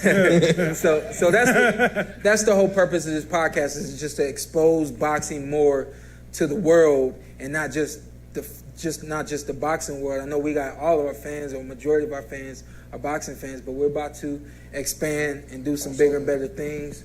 We got 2 episodes now for the podcast, Thursday, and of course our Tuesday episode, which we'll still be recording on Sundays. But our Thursday episode will be on the Patreon. You guys can subscribe to that, patreon.com/TPWP. And that Thursday episode, we're going to have guys just like this that know the game and is on the other side of the world, that can bring them people in to where we at, so that they can understand how great this sport really is. Yeah, go ahead. I think, honestly, this country as a whole, the reason why football is so big is because we love violent. Well, it's been put the way that the NFL's been pushed. I'll never forget my coaches saying during the summers and training camp, like when we're running sprints at the end, it's 100 degrees outside, and we're sitting there throwing up. And he's like, if this was easy, everybody would do it, right? And I think the reason why people love fighting so much, because everybody's not trying to do that. Yeah. It's one of those things where. It can put you in a situation you find out who you really are. Yeah. And I remember, kind of going in the first time, and I'm bigger, I'm stronger than everybody. I'm like, I'm going to whoop everybody's ass, right? Like that was my mentality. But I started to get tired and started to get winded, and and like you start to break down mentally and the whole thing. So, I quickly just realized that everybody is not, meant to do it. Like you can play basketball, you can play football, you can play in other sports. You're not playing fighting. Right. You're just not playing fighting, and I think that that's why everyone loves the sport. There you go. All that being said, let's recap this weekend. Yeah. Yeah, just to your 2 points, there's actually 3 Shawnes up here, which I think is funny. Oh, I forgot. Yeah, all different spellings. No, he spelled it. No, he's got E on it. Mine is SHAWNE. Yeah. Right. Yeah. Oh, okay. Which is all to yourself. I don't know any other Shawne that spelled it. I think that's why my mother did that. Okay. She realized that was going to be something. Maybe I don't know. But you lived up to it, huh? I think it's guess. I think it's Shawne, but. Hey, Shawn, listen. He said, nah, I ain't trying to fight every day. He's laughing, but so my grandmother, my family called me Shawne. See? They call my grandmother. They call me Shawne. I don't say that because if anybody did that on the broadcast, where I made a tackle or a sack. Yeah, because then it become the thing. Now, lifestyle don't mean nothing when your name's Shawne. No. In Brooklyn, they called me Shawne too. It's Shawnee. That was like 25% of my fights growing up. You know, my grandmother yelled out for me to come on. The lights came on. They called me Shawne, and everybody's like, "Oh, you call me Shawne again? We're gonna strap it up right now." So, but to your guys' point about how other athletes, they love the fighters, and there was a famous piece in 2004 on ESPN where Roy Jones, it was called "Who's the Greatest," and it was, maybe you remember, Shawn, it was Michael Jordan, Serena, Derek Jeter, Roy Jones, and I'm forgetting somebody, but it was a great athletes from every sport, and all Michael Jordan wanted to do was fawn over Roy Jones. He wasn't interested in Derek Jeter. He wasn't interested in Serena. Whatever the topic would go to, he goes, yeah, but Roy is really so, you know, to speak to your guys' points, the other athletes have this huge respect. That's why they're all ringside at the fights, along with the celebrities. It's funny. It's a niche sport, but the people getting all the attention from the mainstream, the celebrities and the athletes, they love boxing. So it's not niche to them. I think me and Shawn was at a fight, and Madonna was sitting next to us. Oh, yeah. That was crazy. It got crazy with Shawn's wife, but... You know. Hey, man, Madonna. I got it back. I didn't like that. Right now. She would have been one of the You got a problem with Madonna? I got Tiki's back. Okay. I don't want no problem with Madonna. Yeah, get the weekend. Yeah. No. What? I said you want to grab a picture. We got a picture of the Gorman guys. I didn't think we were getting with lights out. No. No, I don't give a damn. Stay up here if you want. That's crazy. And you know it's another thing too. Like going back to like just the athletes. So we would go and travel, and we play a team. We would go 2 days before we play, right? So we got curfew and all this shit. So after our team meeting on Friday, the game on Sunday, and we're there in a hotel on Saturday, so we used to like beg the coaches to make sure they got the fights on. That's what's up, man. Like we would have, so we would watch. If you had a fight, we would watch. Yeah. You know, in the hotels the night before the game, and so we would always make that happen. We're gonna get the shot real quick. Yeah. And he had a 99 overall Madden too. You did? I think I know the 3 Pro Bowls is great, but You gonna do a dance? No, you're not doing the dance. Tell them they got paid to do the dance. I appreciate you for coming, Shawn. Yeah, absolutely. I'll see you later, okay? Okay. Yes, sir. Thank you, man. Yep. Thanks, guys. Appreciate it. Stay blessed, man. thank you, man. Nice to meet you. On to what everybody has been waiting on. So boxing, Oh, man. So we got to do our show still. We want to. We're gonna speed through this bad boy. Let's get to fights. it. Navarrete wasn't all that, so Start Joshua. Well, for Joshua. no, definitely not Joshua. Oh, go build up to that. They've been waiting. Okay, well, no, we'll build up to that. What are you saying? What are you? He's saying go to the Navarrete is main the event. easiest one. What'd you say? Navarrete is the easiest one. Navarrete. Yeah, Navarrete. Vaquero, the cowboy. Yeah, a lot of pretty harsh criticism during that fight from the commentary. I wasn't impressed. And the crowd I was amongst. What about you? You know, you're a big fan. And was it his best performance? No. Like that's understandable. But they were acting like on the So I thought broadcast, about it- and they were acting like he was getting his ass kicked. I thought about it Like, this really? morning, and this was why I was like so surprised at how he looked. I've never paid attention to him before, Okay. and so and you know this. I know what you're going to reference. Too. No, but you know that there's been fights that we cover or fights that we fighters that we talk about. I'm like, I have no clue who that guy is. You know what I mean? So Navarrete is somebody that I just never really paid, laser focus on. on. And from what I've seen, I mean, I've seen some devastating punching and some really good boxing, but I'm watching this dude hit mitts in the back room. That's why I knew you were going to. He watched him hit the mitts, and he's like, I don't know. I'm like, yeah, I'm sure not. Hey, you shut down the house and you told everybody, what is he doing? Yeah, he said, I don't know. And won the mitts. I was like, really? Navarrete doesn't know how to hit mitts? I don't think Terence was impressed either. It works for him. No, Terence wasn't impressed. It works for him. Was you impressed? He blew him up with a body shot. Like So the fight again. I'm sorry, but it was a close fight. I'm not gonna dispute that. It was close. Baez definitely did better than I thought he did. Navarrete wasn't at his best. Fine. And then he hits him with a body shot and he 10 counted him. Like, so really it comes down. Yeah, look at the body shot. I was trying and tell me what the body shot. Tell me what the sequence. By the way, this is the worst decision of my life. Right here. He was hyped about this chair. Now he can't see the screen. I can't see shit. So what? So let me ask you. What started the sequence? Yeah. What started the sequence? Navarrete. I don't remember. Uppercut with the right hand for you. Boom. Followed it with the left of the body. Great body shot. Yeah. So great like body I understand it's one of those fights where it's like. I don't know, man. I just think that then he blasted him out of there. For as great as people, not just you, but as great as people talk about him, he just didn't look like still the best fighter for me at 126. At 126, pretty decent. Is he ready for the big? Oh, go ahead. I think he might move up. We gotta let the genius talk. I feel like it looks like he's slated to fight Robeisy Ramirez, Good fight. former gold medalist who's been turning the corner with Ismail Salas, and that fight for Robeisy is going to come down to, is his left hand good enough to get Navarrete's respect and to hurt him? And that's Ismail. He's a southpaw, right? He's a southpaw. Yeah. And that's Salas is Ismail Salas, who Shawne went up against in the Ugas fight. Yeah. One of his main tools he teaches fighters. He's great with their backhand, with their power hand, and that he's working with Caleb Plant now. And the hope there is he could give Caleb Plant a right hand because Caleb Plant has a good lead hand. And Ramirez has been sitting on the left hand more and more like a pro. He lost his first fight out of the amateurs, but Salas has been getting him to sit down on his punches, and if that left hand could get Navarrete's respect, I think he could beat him.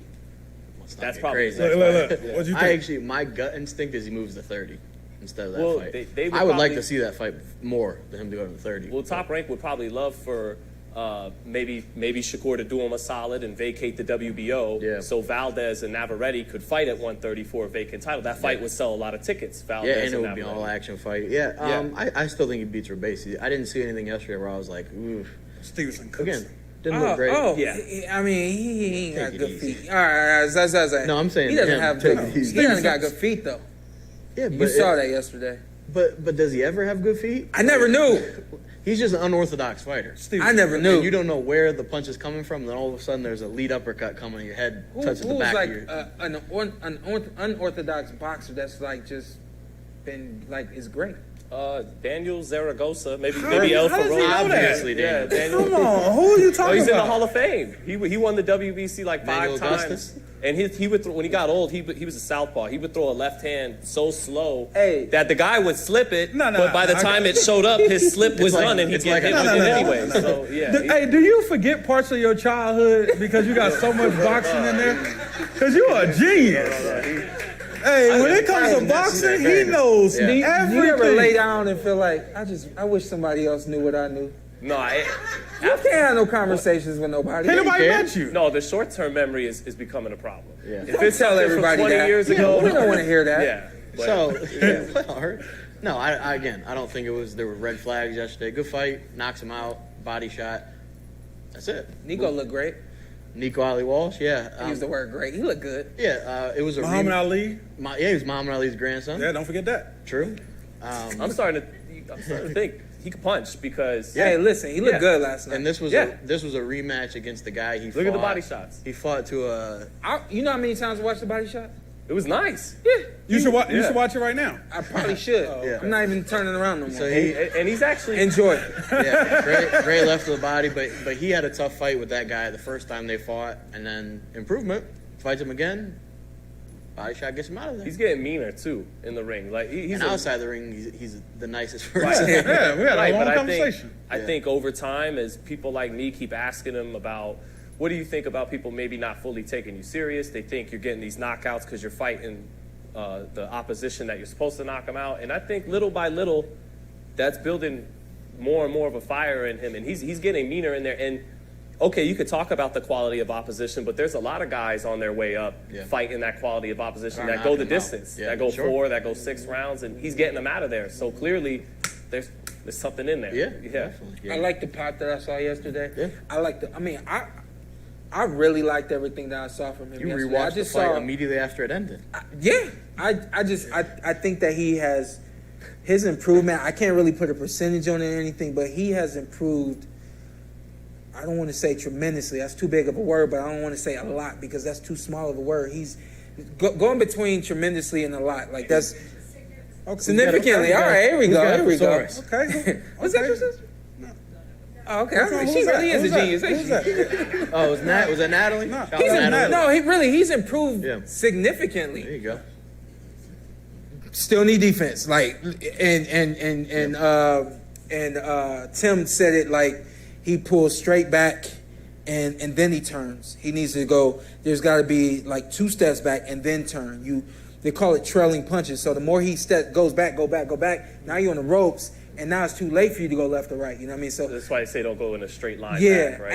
And maybe that's a part of his maturation process where they're just showing offense. I mean, let's keep it real. He didn't have offense when he got into the program. Tuning in for. Right, Offense. right. Hey, So no amateur career? hardly. What are you, 15? Yeah, not. How many amateur fights you fought? I think almost 30. Close fights. to 200. That's crazy. So I mean, it was guys like him. Like we would be waiting to eat him up, and it's guys that are pro that have all that experience is like don't have the kind of following or love that he's being shown. It kind of is what it is, but he's getting it. So how do you improve that? I think they really worked on the offense. Now start tuning the defense up, and it'll make him a more well-rounded fighter. Yeah, and then that's the much harder facet of the game, right? Is making a guy miss the the defense. Yeah. Yeah. Easier to Yeah, punch it's than about not timing. get punched, I would say. Yeah, the timing. Yeah. And then going to PBC, Showtime. Opener on there, Brandun Lee. Holy shit, did he get cracked with the right hand? My goodness. I heard the hit. Well, all of us stopped. So that's when we're talking about, everyone's playing games. My cousin, shout out to my cousin Drew. He's ready to. Why you oohing like that? Well, and you just want to let me know that I'm missing something. Oh yeah, you missing it, but everybody else can see.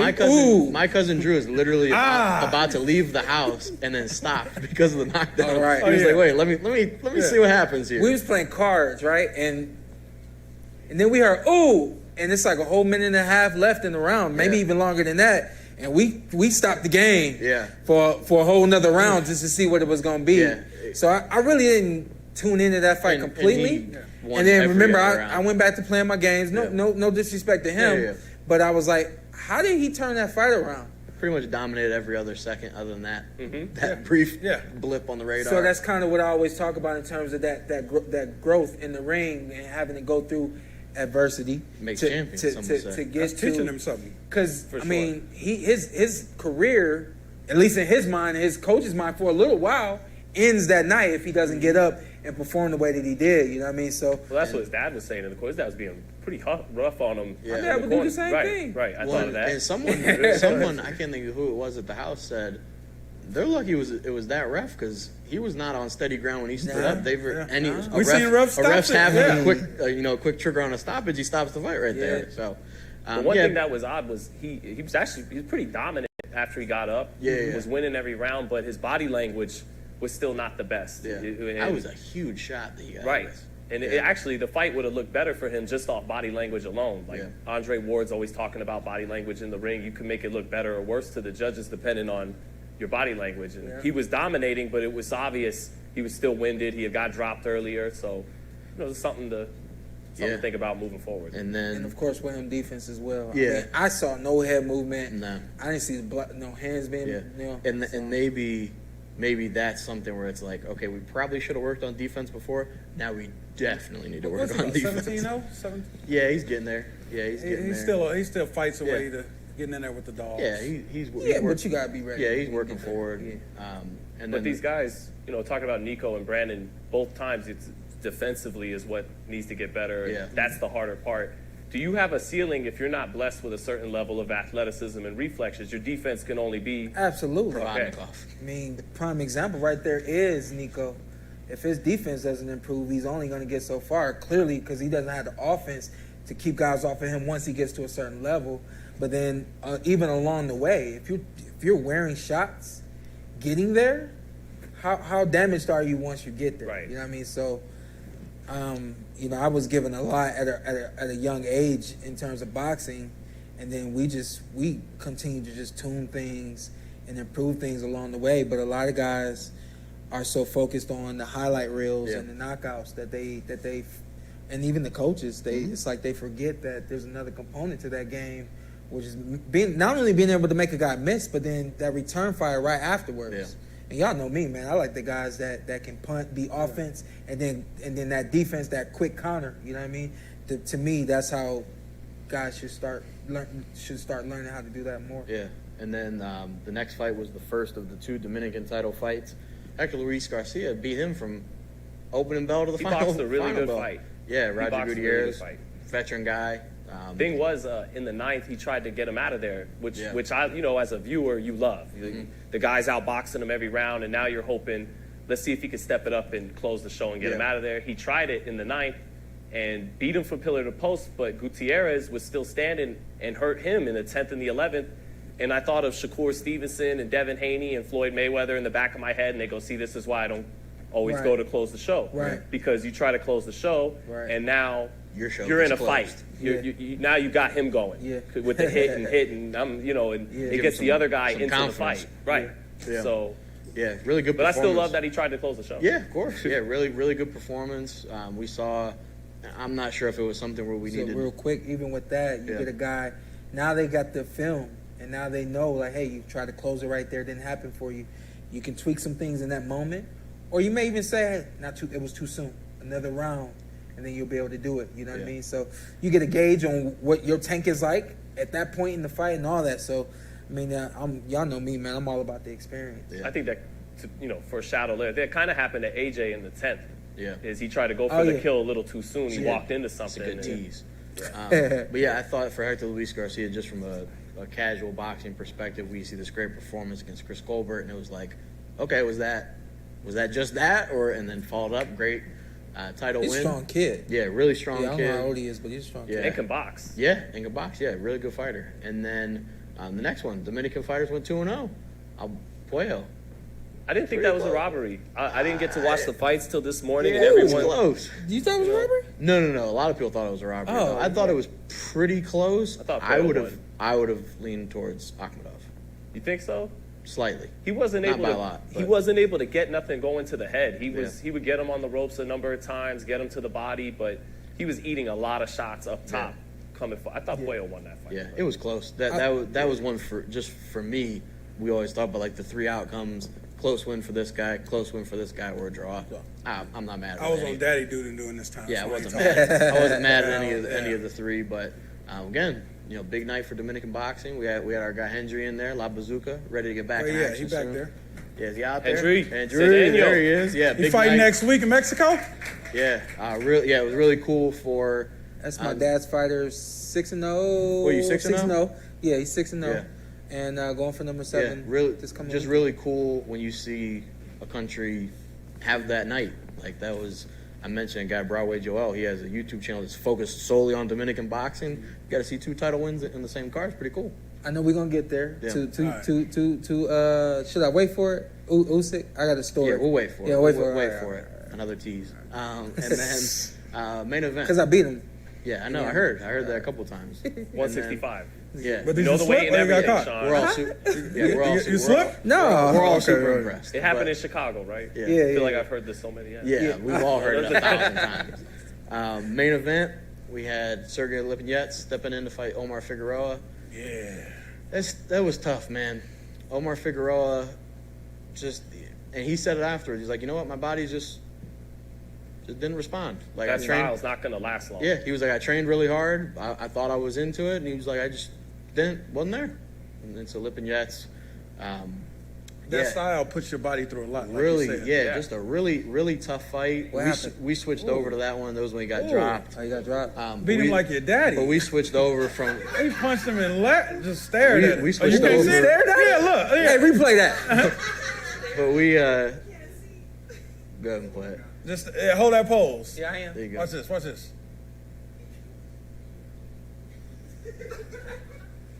Yeah. But he. Anybody ever did that to you? No. So we switched over from the Navarrete fight to that, and it was just a round before the stoppage. Right. And I was like, oh my gosh! Like I can't think who I was sitting next to, and we were like, I'm not sure if Figueroa even threw a punch because Lipinets was just he was just tagging him, and then I was very thankful. His corner said, you know what, that's enough. But tough for Figueroa. What'd you think about Lipinets? He looked good. I think that makes Boots look good because Boots, ran dominated. right through. At 147. He's back at 140. At 140, he's still a top 10 guy. Lipinets. He was sharp. He didn't look. I didn't think he was going to have much left after what Ennis did to him. I didn't either. Right. Yeah. But he does. Yeah. At 140, he does. Yeah, look good. Him and Gary Antoine is nice a good fight for Gary Antoine. Yeah. Right now. What about Or AB? Brandun Lee. What about AB in a comeback? We'll get to AB needs to fight Rolly. Yeah. AB needs to fight Rolly. The press conference. We'll get to Broner. But How y'all feel about that? I got him stopping. I got Rolly stopping Adrien Broner. he doesn't. But again, we'll get to Broner. Well, I mean, you want to do that now? We're here now, yeah. Okay. And we got AB on the screen. Yeah. Yeah, tough for tough for AB. Had to step away. Mental health. I think I said to you guys said on Twitter, selfishly, I was really excited to see Adrien Broner fight. One of my favorite fighters of all time. Might have been right after. Yeah, too. I was really excited to see him, but then I said, much more important than that is Adrien Broner getting what he needs to, getting wherever he needs to be mentally. Tough to see. I was talking to somebody the other day, and it seems like an experience I have early or some point in the week kind of gets me to Sunday where I actually have something to say, and so it's easy to like bounce over him because he didn't fight. But I was talking to somebody the other day, and they were talking about. I'm sure covering your mouth isn't great for the mic. Well, y'all can hear me. I probably shouldn't do that though. Yeah. I was talking to somebody, and they were talking about this conversation I was having about the twirlies. Okay. And talking about mental health and twirlies, just to catch you guys up. Oh, not again. No, just get real go quick. ahead. I don't know what you're talking about, so yeah. Oh, there you go. He wasn't in there for the conversation. Man, this was a 20-minute conversation. They say that some gymnasts suffer the twirlies. Hopefully that's what it is. You want to look it up? No. Hopefully it's the twirlies. I think it's the twirlies. So, but anyway, so it's when we got any gymnasts out there? I was gonna say any gymnasts. Somebody do a cartwheel. Oh, okay. When a gymnast is in the air and then they feel they get afraid, they can't see, and they call it the twirlies, where they get anxious about where they're gonna land. Anxious and all those types of things, and they say I don't want to do it anymore. And they said that back in the day, or people back in the day, you had the twirlies and you had to go out there anyway. Mm-hmm. And they said now in the gymnast world, people are giving a lot of these gymnasts a lot of flack because now things have changed. And hey, if you got the twirlies, let's pay attention to that and let's see what we can do to help you. And so we see some gymnasts are buying out of their events and things of that nature. Mm-hmm. And I said, well, it's the same thing in boxing. But we call it being gun shy, and that's for a fighter who just they got it, and it's like for whatever reason they won't throw those punches. And a lot of times they're afraid of what's going to come back, or a lot of times they're afraid of what if I miss, what if this wasn't the right punch at the right time, and all of these things that we just have to ignore. And for the most part, I mean, I've never experienced being gun shy myself, but fighters have to ignore those feelings the same way you expect a gymnast to ignore the twirlies and just go out there and perform and do their thing. And so you fast forward and you get to Adrien Broner, and I said, here's the crazy thing. Everything that we go through to get to fight night, and y'all expect an exciting, great night, and y'all expect us to be sane. All the while, y'all don't know that we can't sleep because we are thinking about eating, or we can't sleep because we didn't have enough water before we went to bed, but we're so afraid to drink a little bottle of water because what it's going to do to our weight. And now we're thinking about everything we got to do to get that weight off. I mean, there's just so much that goes into the fight night that y'all don't know about, and where Broner is saying, hey, I gotta let this one go, and everybody's saying, oh, now you crying. We already knew. Well, guess what? It's like, to your point, it's about time. Yeah. Opposed to attacking him, it's about time, And I think I think it was J-Rock. I hope it is J-Rock. That'll give him credit for it. It was J-Rock. That he said on Twitter, so wait, these other athletes can do this, but the boxer you guys have always said has something that he needs to handle mentally. He can't do it. Yeah. Everyone else can do it, but he can't do it. Yeah. And like Shawne said, back in the day, the gymnasts were forced to participate. Yeah. Anyone who thinks that way about boxing now, or sports in general, is stupid. Yeah. Like, it's just, it doesn't make any sense. Like, oh, well, can you imagine if they did that back then? It's like, no, there was I'm not even going to give them the time of day, but there was somebody in boxing who tweeted, like, can you imagine if they told these promoters? And Tony Bellew said, no, they just killed themselves because they were dealing with mental health the wrong way and having to fight. So it's just stupid. And it's like, friends of Shawne, we see him go through a lot. Yeah. I mean, you got in 2 arguments last week. We good now, but you see, I gave you some shots this morning. Yeah, no, we good now. But he yelled at me and Carson another time. I'm like, Hey, Sean, what the hell? Sean was cutting weight for a fight, and he seen us, and I'm like, okay, he a different did type dap person. me up, to be fair. And then was not happy. But it's just like you guys are going through so much that no one's seeing. Cutting weight, then getting the weight back on, then you have to be ready to go, in 24 hours? Yeah, being away from your family. It's this tunnel focus that we have in being away from our families and everything that we want and all these types of things for this. It's a sacrifice. Yeah. And you get to the point, for me, I got to the point where I was like, okay, I'm going to sacrifice this a couple more times and then I'm done because I can't do it anymore. But going to that experience that y'all had with me, I like to be alone before my fights. And we know. I want nobody in my room. We was forced in your room. Yeah, 100%. I never forget. Like I was livid. I know you was. Y'all just in my room. Like y'all taking care of me. Yeah. But I was livid because him. Helping me. But I was livid because I get into a mode, and as all these fighters do. Yeah. And maybe it was that. Maybe it was Adrien getting into his mode, and he couldn't get into his mode the way he wants to, or he gets into his mode and something just don't feel right. And you know what I mean? Like y'all don't know what's going and there's not a cookie cutter way of dealing with mental health. They're like, well, how come Broner was laughing doing interviews? It's like, you really think it's that easy? Like, oh man, he's laughing, he's good, everything's good there, and it affects weight loss. So a lot of people laugh to hide the pain. Yeah, they're like, oh, he was coming overweight, and they're like, you don't think depression or mental health impacts you losing and gaining weight? Like, how stupid can you be? So I wanted to publicly say, and I've been telling y'all this for a long time. If y'all watch the show, give these fighters a break. Yeah. You know what I mean? We deserve it because we do it for y'all. You know, obviously we do it for ourselves, our families, so on and so forth. But at the end of the day, man, it'd be hard in there, and then you all of a sudden you hear that hooping and hollering and that clapping, and it kind of fuels you to keep going. You know what I mean? And then if he goes into the fight and loses, then everyone's cooking him after that. But hopefully Adrien Broner takes care of what he needs to take care of. Love that guy. You want to see him back? Of course. If he wants to get back in there. If he stepped away and thought, you know what, that actually felt right. Yeah. But he has said before that boxing's kind of a therapy for him. That's where he feels good. Hopefully he gets back in there. I'd love to see it. The Can Man lives on. And then moving into the heavyweight fight of the week, undercard, not a ton to mention. Callum Smith looked good. Where was that against Canelo? Right. Ergovich got dropped but got a win. I thought he lost that fight. Did I agree. You did commentary all night? Yeah. I did for Ergovich and Zhang. I thought Zhang won that fight. Yeah, I don't disagree. Close fight. Oh, we lost. Yeah, a lot of cuts. Ergovich won. Said that right now. Yeah. He did. He should have won though. Yeah. We was outside. Yeah, that was on the football. But they gave him the decision because it's like and now that Terence isn't here, by the way. They gave him the decision. I thought it was close, but I thought he got dropped and hurt multiple times. I thought the guy. Zhang won. No.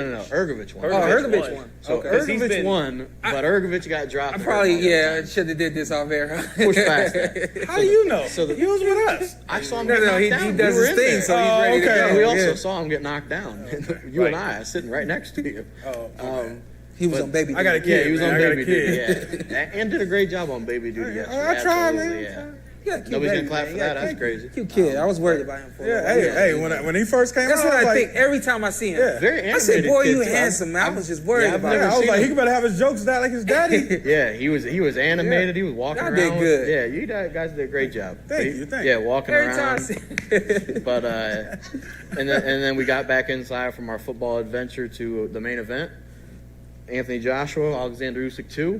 Very good fight in the second half down the stretch. Okay. I thought, I first half was slow. chess, and then it became exciting in the second half of the fight. It was it was a good fight. It was just from a viewer perspective, it was a frustrating fight. I think Sean might echo that, where AJ would have success, and we were like, "Come on, buddy, follow this up."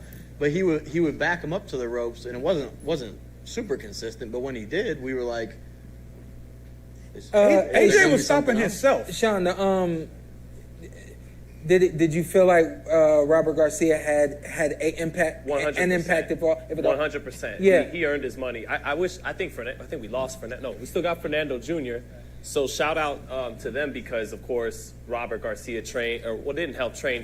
He trained. He was a fighter alongside the great Fernando Vargas, and now is a great trainer. So shout out, of course, to the great El Feroz. But no, Robert I mean, from round one, I was like, okay, Robert earned his money because just round one, yeah. Even though he didn't win the round, even though he didn't win the round, the bend in his knees, that alone, getting him to bend his knees, had him lined up better, had his positioning better, bending his knees, and then the body work showed up. And you know who that came from, and he went away from it a little bit towards. And I was wrong too. Remember last week I said. Don't try to come here. Just throw him straight. Like you can't. Nah, he was different. He was getting in there. Every time he hit him, he made an impact. It seemed like he felt it. Like, Yeah, and he did it with both hands. Yeah. In retrospect, I think if I was Robert or if I was training Joshua, I would have told him, we don't win this fight if it goes the distance. I would have been point blank with him. We don't win this fight if it goes the distance. Maybe. And sometimes you just got to be real with a fighter. I probably would have told him, hey, we know you're gassed. You're not good past 8 rounds. Right. You're not good past 9 rounds. We can't let it get that far. Yeah. We need to do everything that we can do so that you win this fight and it doesn't get that far. Yeah. But Shawn, with round 10, okay, so he hurts Usyk in round 9. Yeah. He has the best round he's ever had against this guy in 24 rounds. Yeah. Round 10, he tries to do what everyone keeps telling him. Go after him, knock him out, stay on top of him. He actually was playing chess with him and holding his own. He arguably, it was 5-4, either 5-4 Usyk or 5-4 Joshua. So in the 10th, he goes for what everyone's asking for. He goes for the kill, walks right into a right hook. He's hurt, has to get beat up the whole round. By the end of the round, he takes so much punishment, he has nothing left in the 11th and 12th.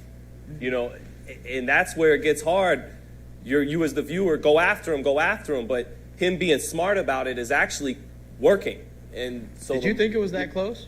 I actually had, rounds 6 and 8 were close, and I gave Joshua those rounds on his harder body shots, but those could have went to Usyk. So in the 9th, I had him up heading into the 10th, but then Usyk swept the championship rounds, 10, 11, 12, so he wins the fight. I don't like when I make a joke about boxing. And I did. And look, y'all see his feet going like this? Yeah. He felt like he said something wrong. No. I'm going to keep looking at him, too.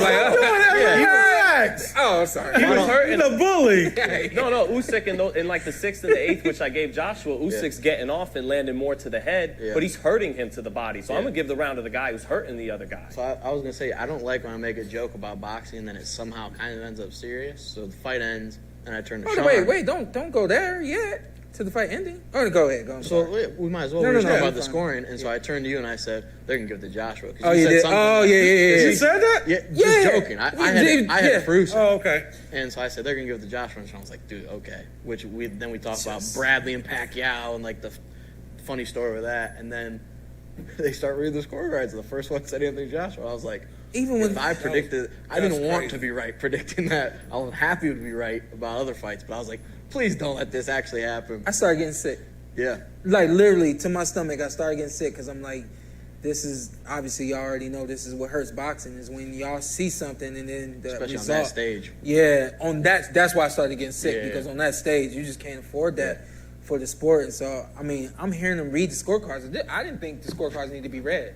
I didn't think it was even a draw. Right. I thought Usyk clearly won the fight. What was my score? I don't remember. 8-4? I don't know. Yeah, maybe 8-4 maybe? Yeah, I think 8-4. I thought to your point, I thought that Robert Garcia had an impact. For sure. Again, in retrospect, you have to prepare for 12 rounds. I mean what I said sounds right or sounds good. And I do believe that it's realistic that if it goes the distance, he wouldn't win the fight. And so it's like, as a trainer, and then also how do you get the fighter to mentally tune into pushing that gas pedal and that clutch and just knowing when to shift them gears and go for it, and then that ain't the round or ain't the moment. Maybe there's some cues coming from the corner, go, whatever the case may be. But I just felt like they should have trained to go extremely hard and make this a hard fight for Usyk. And we saw this out of Usyk where he hurt, Anthony Joshua hurt Usyk to the body. Yeah. And for, I think that whole entire round, he didn't have an answer for Joshua. If you put that kind of pressure on Usyk out of round 1, do you get that response out of Usyk after 3 rounds? Yeah. You know what I mean? And I said this to y'all, like, hey, he has to feel like there's something different in the ring. This isn't the first fight.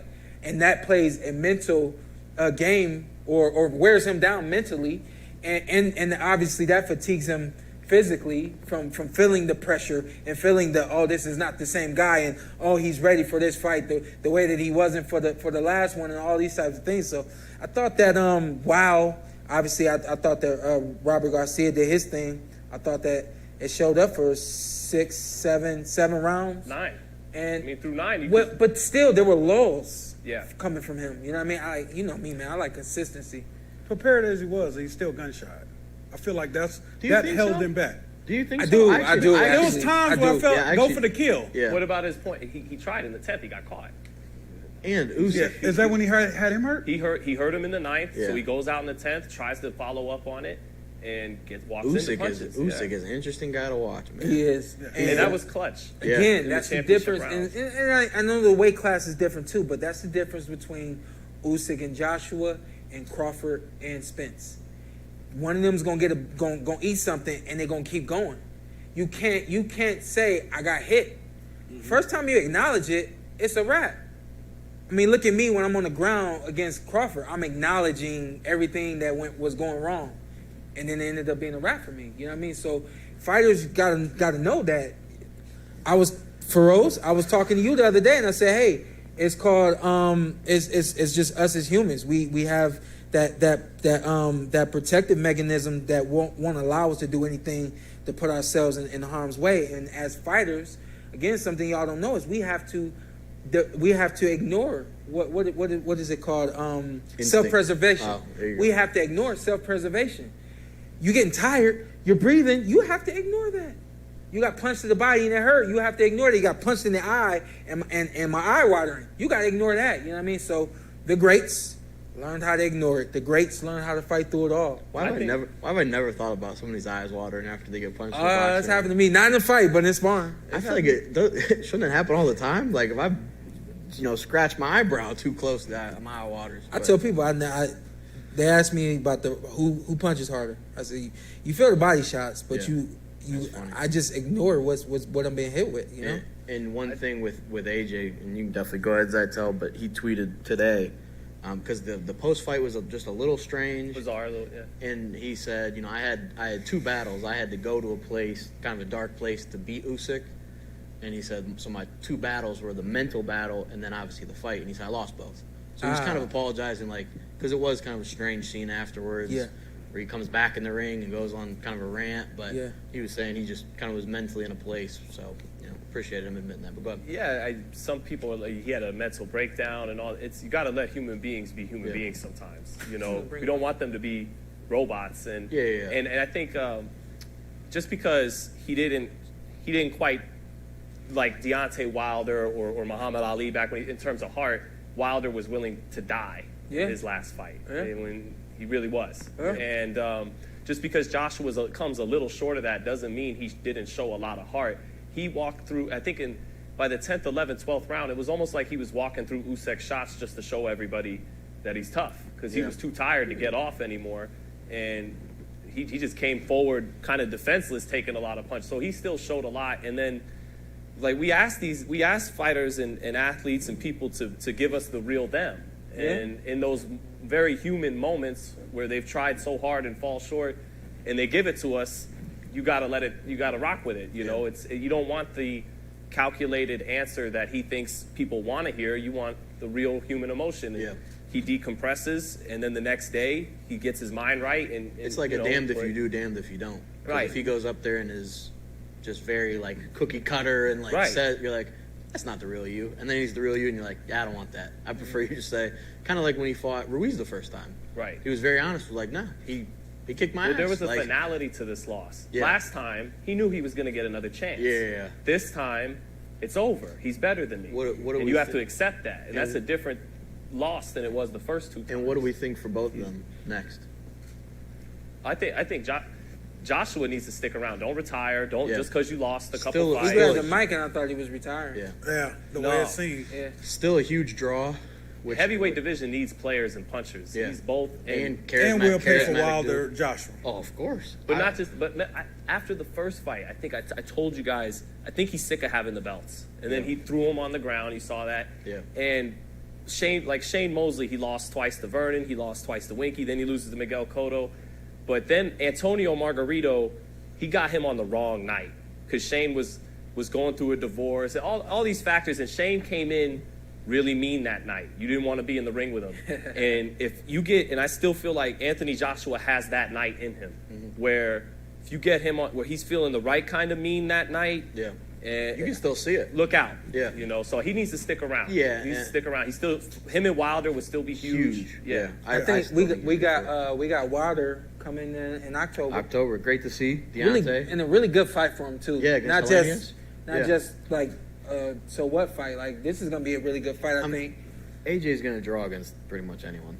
What I was saying was, truth, but like, I think maybe 2 fights for both those guys, and if both those guys look great, I think the fight sells. Yeah, I can see it. Why not fight the winner of Joe Joyce, Joe Parker? If you're AJ? And, I mean, any of those guys. I mean, you saw what Tyson Fury did against Dillian White. Not to, they're different fighters, but like Dillian White, nobody's like, I don't know, he might be the best heavyweight, and it did huge numbers. So Well, Wilder's fighting a tough guy. Hellenius, this guy's not a walkover. No, hell no. Why y'all sitting there talking about the next fight? He ain't a walkover, but All right. I like that he's tall. Yeah. So that means Deontay's That's in what range. I like. Yeah. I like that we got 2 real big heavyweights getting in the ring. And what do we think for Usyk? I think Fury beats him. I think a good big man Fury's beats retired, a good smaller. so Put that weight on him. Put that weight on him. I think Fury beats him, and I think he's a favorite over Wilder. But if Wilder's still Wilder on October 15th, that's such an exciting tightrope act for That's Usyk. the fight I kept talking about. And there's nobody like when we're watching Usyk yesterday and watching him in there with AJ. I'm like, there's just nobody else like Usyk, especially a heavyweight. Yeah. He's just such a unique fighter, and so it would be matching him against any of those guys is fun to watch. But I don't know what will actually be next for him. I don't know. Fury's retired. He's not retired. Who really knows what he's gonna beat the middleweight? Yeah. Drop the fun fact. About what? Shawn Porter. No. I didn't want to go there. Shawn Porter beat the heavyweight champ of the world once. Oh yeah, true. I don't know. I don't see Fury fighting him next. So I don't think Fury fights him at all. Yeah. I What? hope not. Really? I don't think we ever see that fight. What, you think Fury doesn't like his chances against him? Is that what it is? I think Fury feels like he's beyond him, Right. It's not a big and I'm not mad at him for that. But he's not. You gotta finish it off, Fury. You become undisputed, then you can get out of here. But Just be retired. finish Bye. it off. Take it easy. Why you want the best heavyweight in the world? Because here's my issue, and we won't dwell on this point. Every episode he has a hater moment. Because no, it's not even a hater moment. Like if you're supposed to be, if I'm supposed to take you at your word. If Zittel says, hey, I'm not coming over today, I'm assuming he's not coming over. So I'm not going to plan on him coming over. You're friends with Shawne, who changes plans all the time. Yeah. I don't like that guy much either. But I just don't understand. I give you enough time though. Yeah, but I just don't understand how You do. Fury, You do. if he can keep doing this dance very accommodating. of, hey, I'm retiring, and so then we're like, okay, he's done. Let's move on with the heavyweight division. And he's like, maybe I'll come back. And then we're like, okay, cool. Like, fight with him, Usyk would be great. It'd be fun to watch. And then he's like, nah, you know what? Never mind. I'm out. So Is that how it's been? At some point, 100% is how he's changed his mind 7 times last week. Yes, he's gonna do that. Yeah, But you don't. I don't take. Just my point is, get him beat. You get him beat in the ring. Don't get him beat by. He can't come to America anymore. We're sick of his bullshit. Vacate already. Beat him in the ring until further notice. He's the man. Nah, he's not. He retired. Once he loses those belts, he's done. But I don't know what he'll do. But if he does vacate on the 26th, Let's I gotta stand real down. quick. Let's go ahead and do it real quick. We've been on a little bit more than 2 hours, y'all. I don't even know. Yeah, we're wrapping up. Let's be fair. We knew that was going to happen. Yeah. So for our Patreon subscribers, for our Patreon subscribers. What tier is this? This is the $20 tier. This is the $20 tier. So wait, people are gonna watch us sign gloves? I don't think that's gonna be so exciting. Well, we're gonna sign off and it'll sign off with us. Sign off but I want to let everybody know we started marker in subscriptions like I don't know 3 weeks Yeah, ago, 3 weeks ago, and a we're month doing ago. numbers. And we doing numbers apparently. We're doing numbers, so doing numbers. I want everybody to know that their gloves is coming. Yeah. Okay. Y'all gloves are coming. Thank you for subscribing. Look, 1 or 2 months. It ain't coming like tomorrow. Oh no, they ain't. Yeah. I'm signing mine. Who getting them out? I'm not gonna lie. We ain't talking about that. Just sign it. All right, here I'm gonna sign. I'm doing my initials. He's always like this. This is what we. If you actually want my autograph, that says a lot more about you than a lot more about me. Hey, sign it like this. Sign it like this. Oh, this way? Yeah. Oh. Wait, now you flipped it backwards. I signed it this way. Sign it the other way. Oh, okay. To start the trend. Yeah, because you. Okay. Yeah. Well, hurry it up. I already signed. Hold CAM. on. Hey, let's shout out. Anyway, Any let me questions get these for in real anyone? quick here. Do you want to answer questions while we do this? Yeah, because this has to be the worst like visual experience ever, or audio because We it good? is a podcast. We good? We're gonna ask question Q&As. Anybody got a question? We're gonna have a stand-up mic. If y'all don't mind getting up. Hey, you look like you on a Jay Leno show. It's right. It's if you want to look like you're on a Jay Leno show, which isn't on anymore, you can go over there to that stand-up mic right there. Jay Leno hasn't been on for some time, man. I got to do this real quick. I got to shout out Rival Boxing. They're our partner, and we have a partnership with Rival, and they are donating these gloves. So the gloves that are coming to you guys are coming to us from Rival, and wanted to publicly thank Rival for helping us do this for you guys. RivalBoxing.com. Use the promo code TPWP30. Might be 15. I think it's 15. Yeah, it's 15. It's 15. It ain't 30. It ain't 30. Shawn will give you extra 50% off. Though. Use promo code TPWP15. Yeah. 30. Yeah. And you get 15% off whatever your purchases are. Production bottleneck here. And then don't forget the Box Fan Expo, September 17th, Las Vegas Convention Center. And Nevada Hall of Fame this week. The Nevada Boxing Hall of Fame is this week. NBBHOF.com. Go to the website. And you can order. You can order your tickets there. That's him 100%. All that being said, thank you for tuning in. Thank you guys for coming. Didn't you just ask if anyone has any questions? Oh shit, my fault. Nobody went over. Oh, okay. Get up, man. You said, hey, does anybody have any questions? Yeah, it's about that time. So they've been here long. Y'all see I'm moving fast. All right, don't get mad at me. Oh no. Spence or Crawford? I'm mad at you. Crawford. I'll say this, and I'll try not to take too long, but I pointed out that component that we didn't feel that Joshua had in this fight, which was necessary, which was for him to get hit and keep going, and that's what makes that fight so great. Is that both guys really are unique athletes, especially in the sport of boxing. And so, like I told the football players earlier, it's going to be a fight of inches. And with that being said, also the other component is after that inch is being took, the other guy is going to have a comeback and an answer. And so I think that that's why this fight is so great. And I think that more anticipated at this point, I think, or just as anticipated as Pacquiao versus Mayweather. And this one will live up to the hype. So I got Spence. Zittel said Crawford. Ant? I got Spence. You got Spence by knockout too, don't you? Yeah. Did you tell him you had Spence? Yeah, we've been arguing all day about it. Terrence, just for anyone that wasn't, we literally argued for when we got here until the show started. So. I'm like, y'all done got this man going. He ain't going to answer questions by the time y'all get done with him. Y'all will. Another one? Go ahead. What up, Chop? Champ, I got a question for you guys. Chop it. Chop. Let's get a deal on card. Hold on. No, I got a question for you. Go ahead. Yeah. I'll take care of him. You know, it's all family. Yeah. I want to know, this is a real question. Like, it's your 100th episode. How did y'all meet? Carson and I, you got here late, so it's all good. But Carson and I, we met. I was out of high school. His cousin is my best friend. So that's how we met. Carson came out here to Las Vegas from back home. 2015. Yeah. And then 2020, when I decided to do the podcast, I already knew that I was going to work with him. He's been in broadcasting for a number of years, until getting in with me doing this. And then we actually met at Mayweather's gym. Okay. So it was back in the day, 2013, when I first moved out here.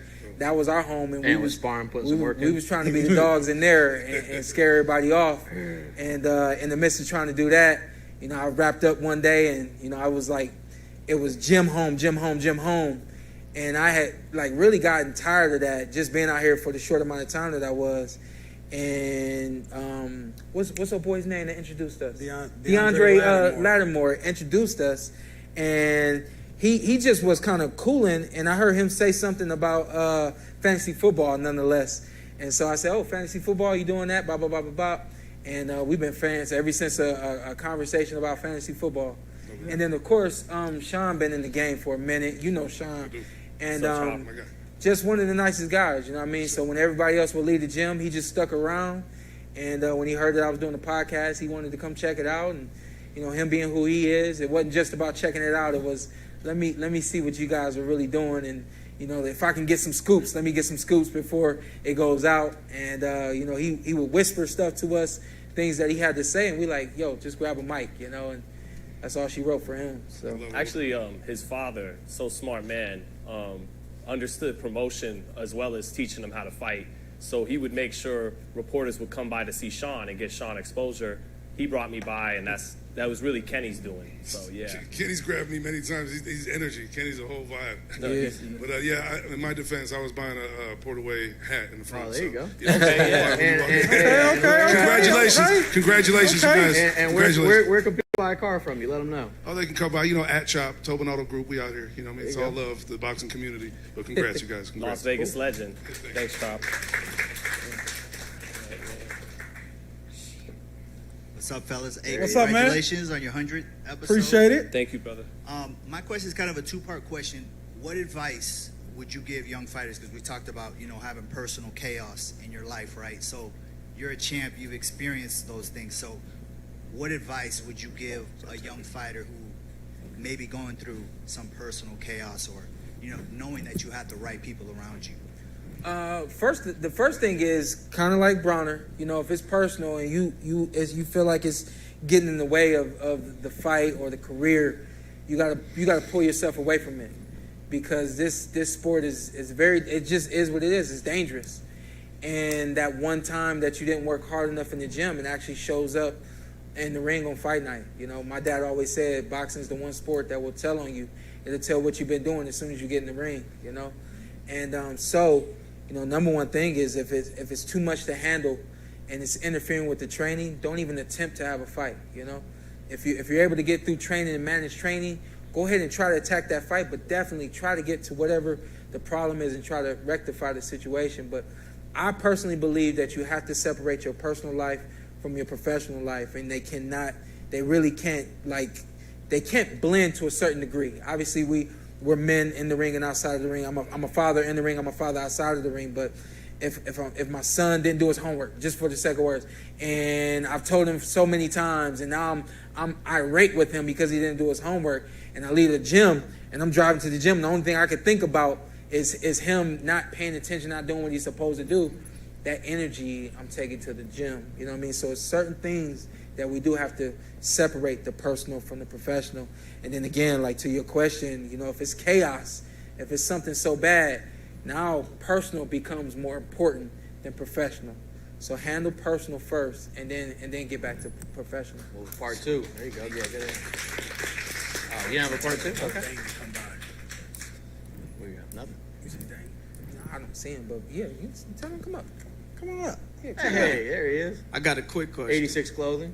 Will we ever see your father on the podcast? or has he become the Al Heyman of the podcast? Who? Will you just Al Heyman? I see what you're saying. I see what you're saying. Yeah. We talk about him.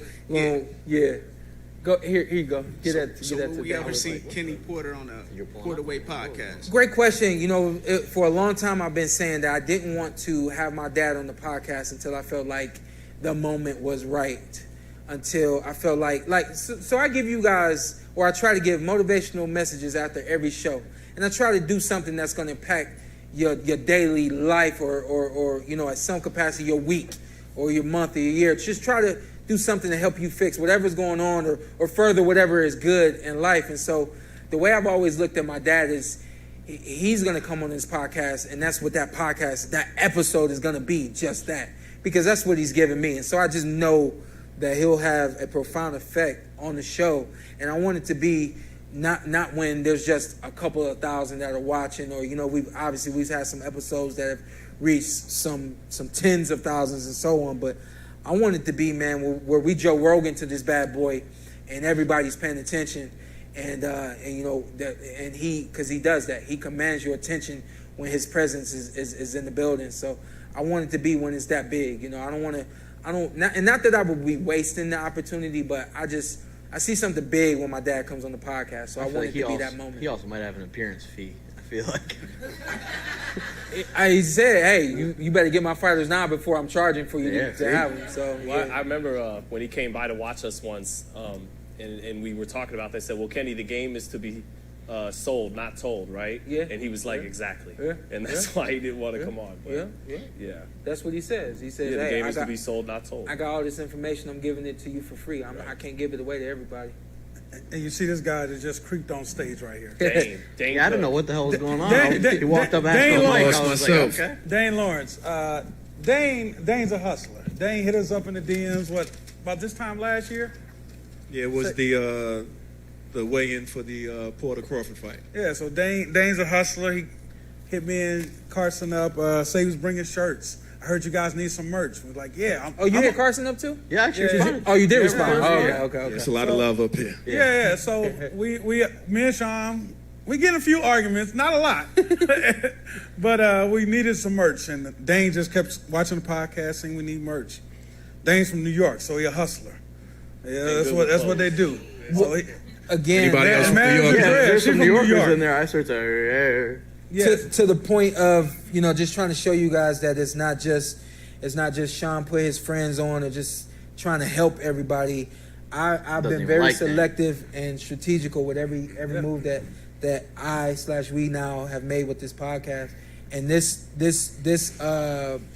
partnership and this edition was I kept it kind of specific to them two for a while because I just didn't really have the time to really look at it and dive into it and everything, but.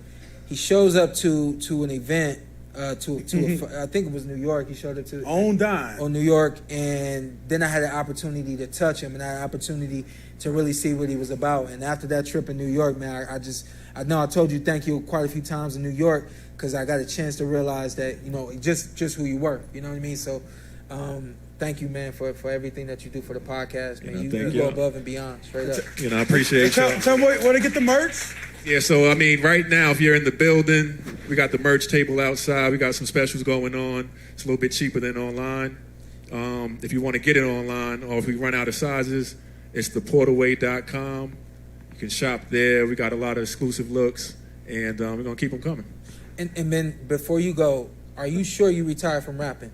You see how you hold the mic? Hey, microphone. I used to do music. If you want to hear it. If you like rap, if you like traditional rap, no auto-tune, go to DaneLawrence.com. Okay. And I got some stuff for you. Remember when we did karaoke, Sean? I said that's what rappers do to the mic. Yeah. It's second nature. I'm sorry. Yeah. No, when he's done, be a true MC without he slams it on the ground and makes sure it's broke. And rock him. God. We good. Let's close this, man. I think we perfect. Man. You got something else? Yeah. Before we go in, I appreciate the guys. We became a team here. Oh yeah, no, yeah. And I always appreciate you. You could have picked anybody. You picked us, and I always tell you I appreciate it. You put me an opportunity. We travel, we do stuff. We act a fool. One day we're gonna get Carson in New York. I don't know how that's gonna go. No chance. Not even. Hey, let's get Mark. I gotta bring Mark up real quick. Switch with him. Go ahead. Yeah. What did you say? He said he doesn't know if he's here. Oh, Mark left. He owns the place. He was unimpressed. All right. But yeah, we appreciate you because you could have went with any celebrity to do this podcast, but you chose your friends, and you gave us a name and let us establish ourselves. So we always appreciate you, and I've always been in debt to you for that. No, you're not in debt to me. Like I said to you, I'm very once again, I'm very strategical, and I analyze everything, and so I just knew that this was going to work, and there actually were. And I was nervous at first. And there actually were some that didn't want this to be what it is. And you, of course, are the addition. But I just knew that this was going to work, and it has, and it does.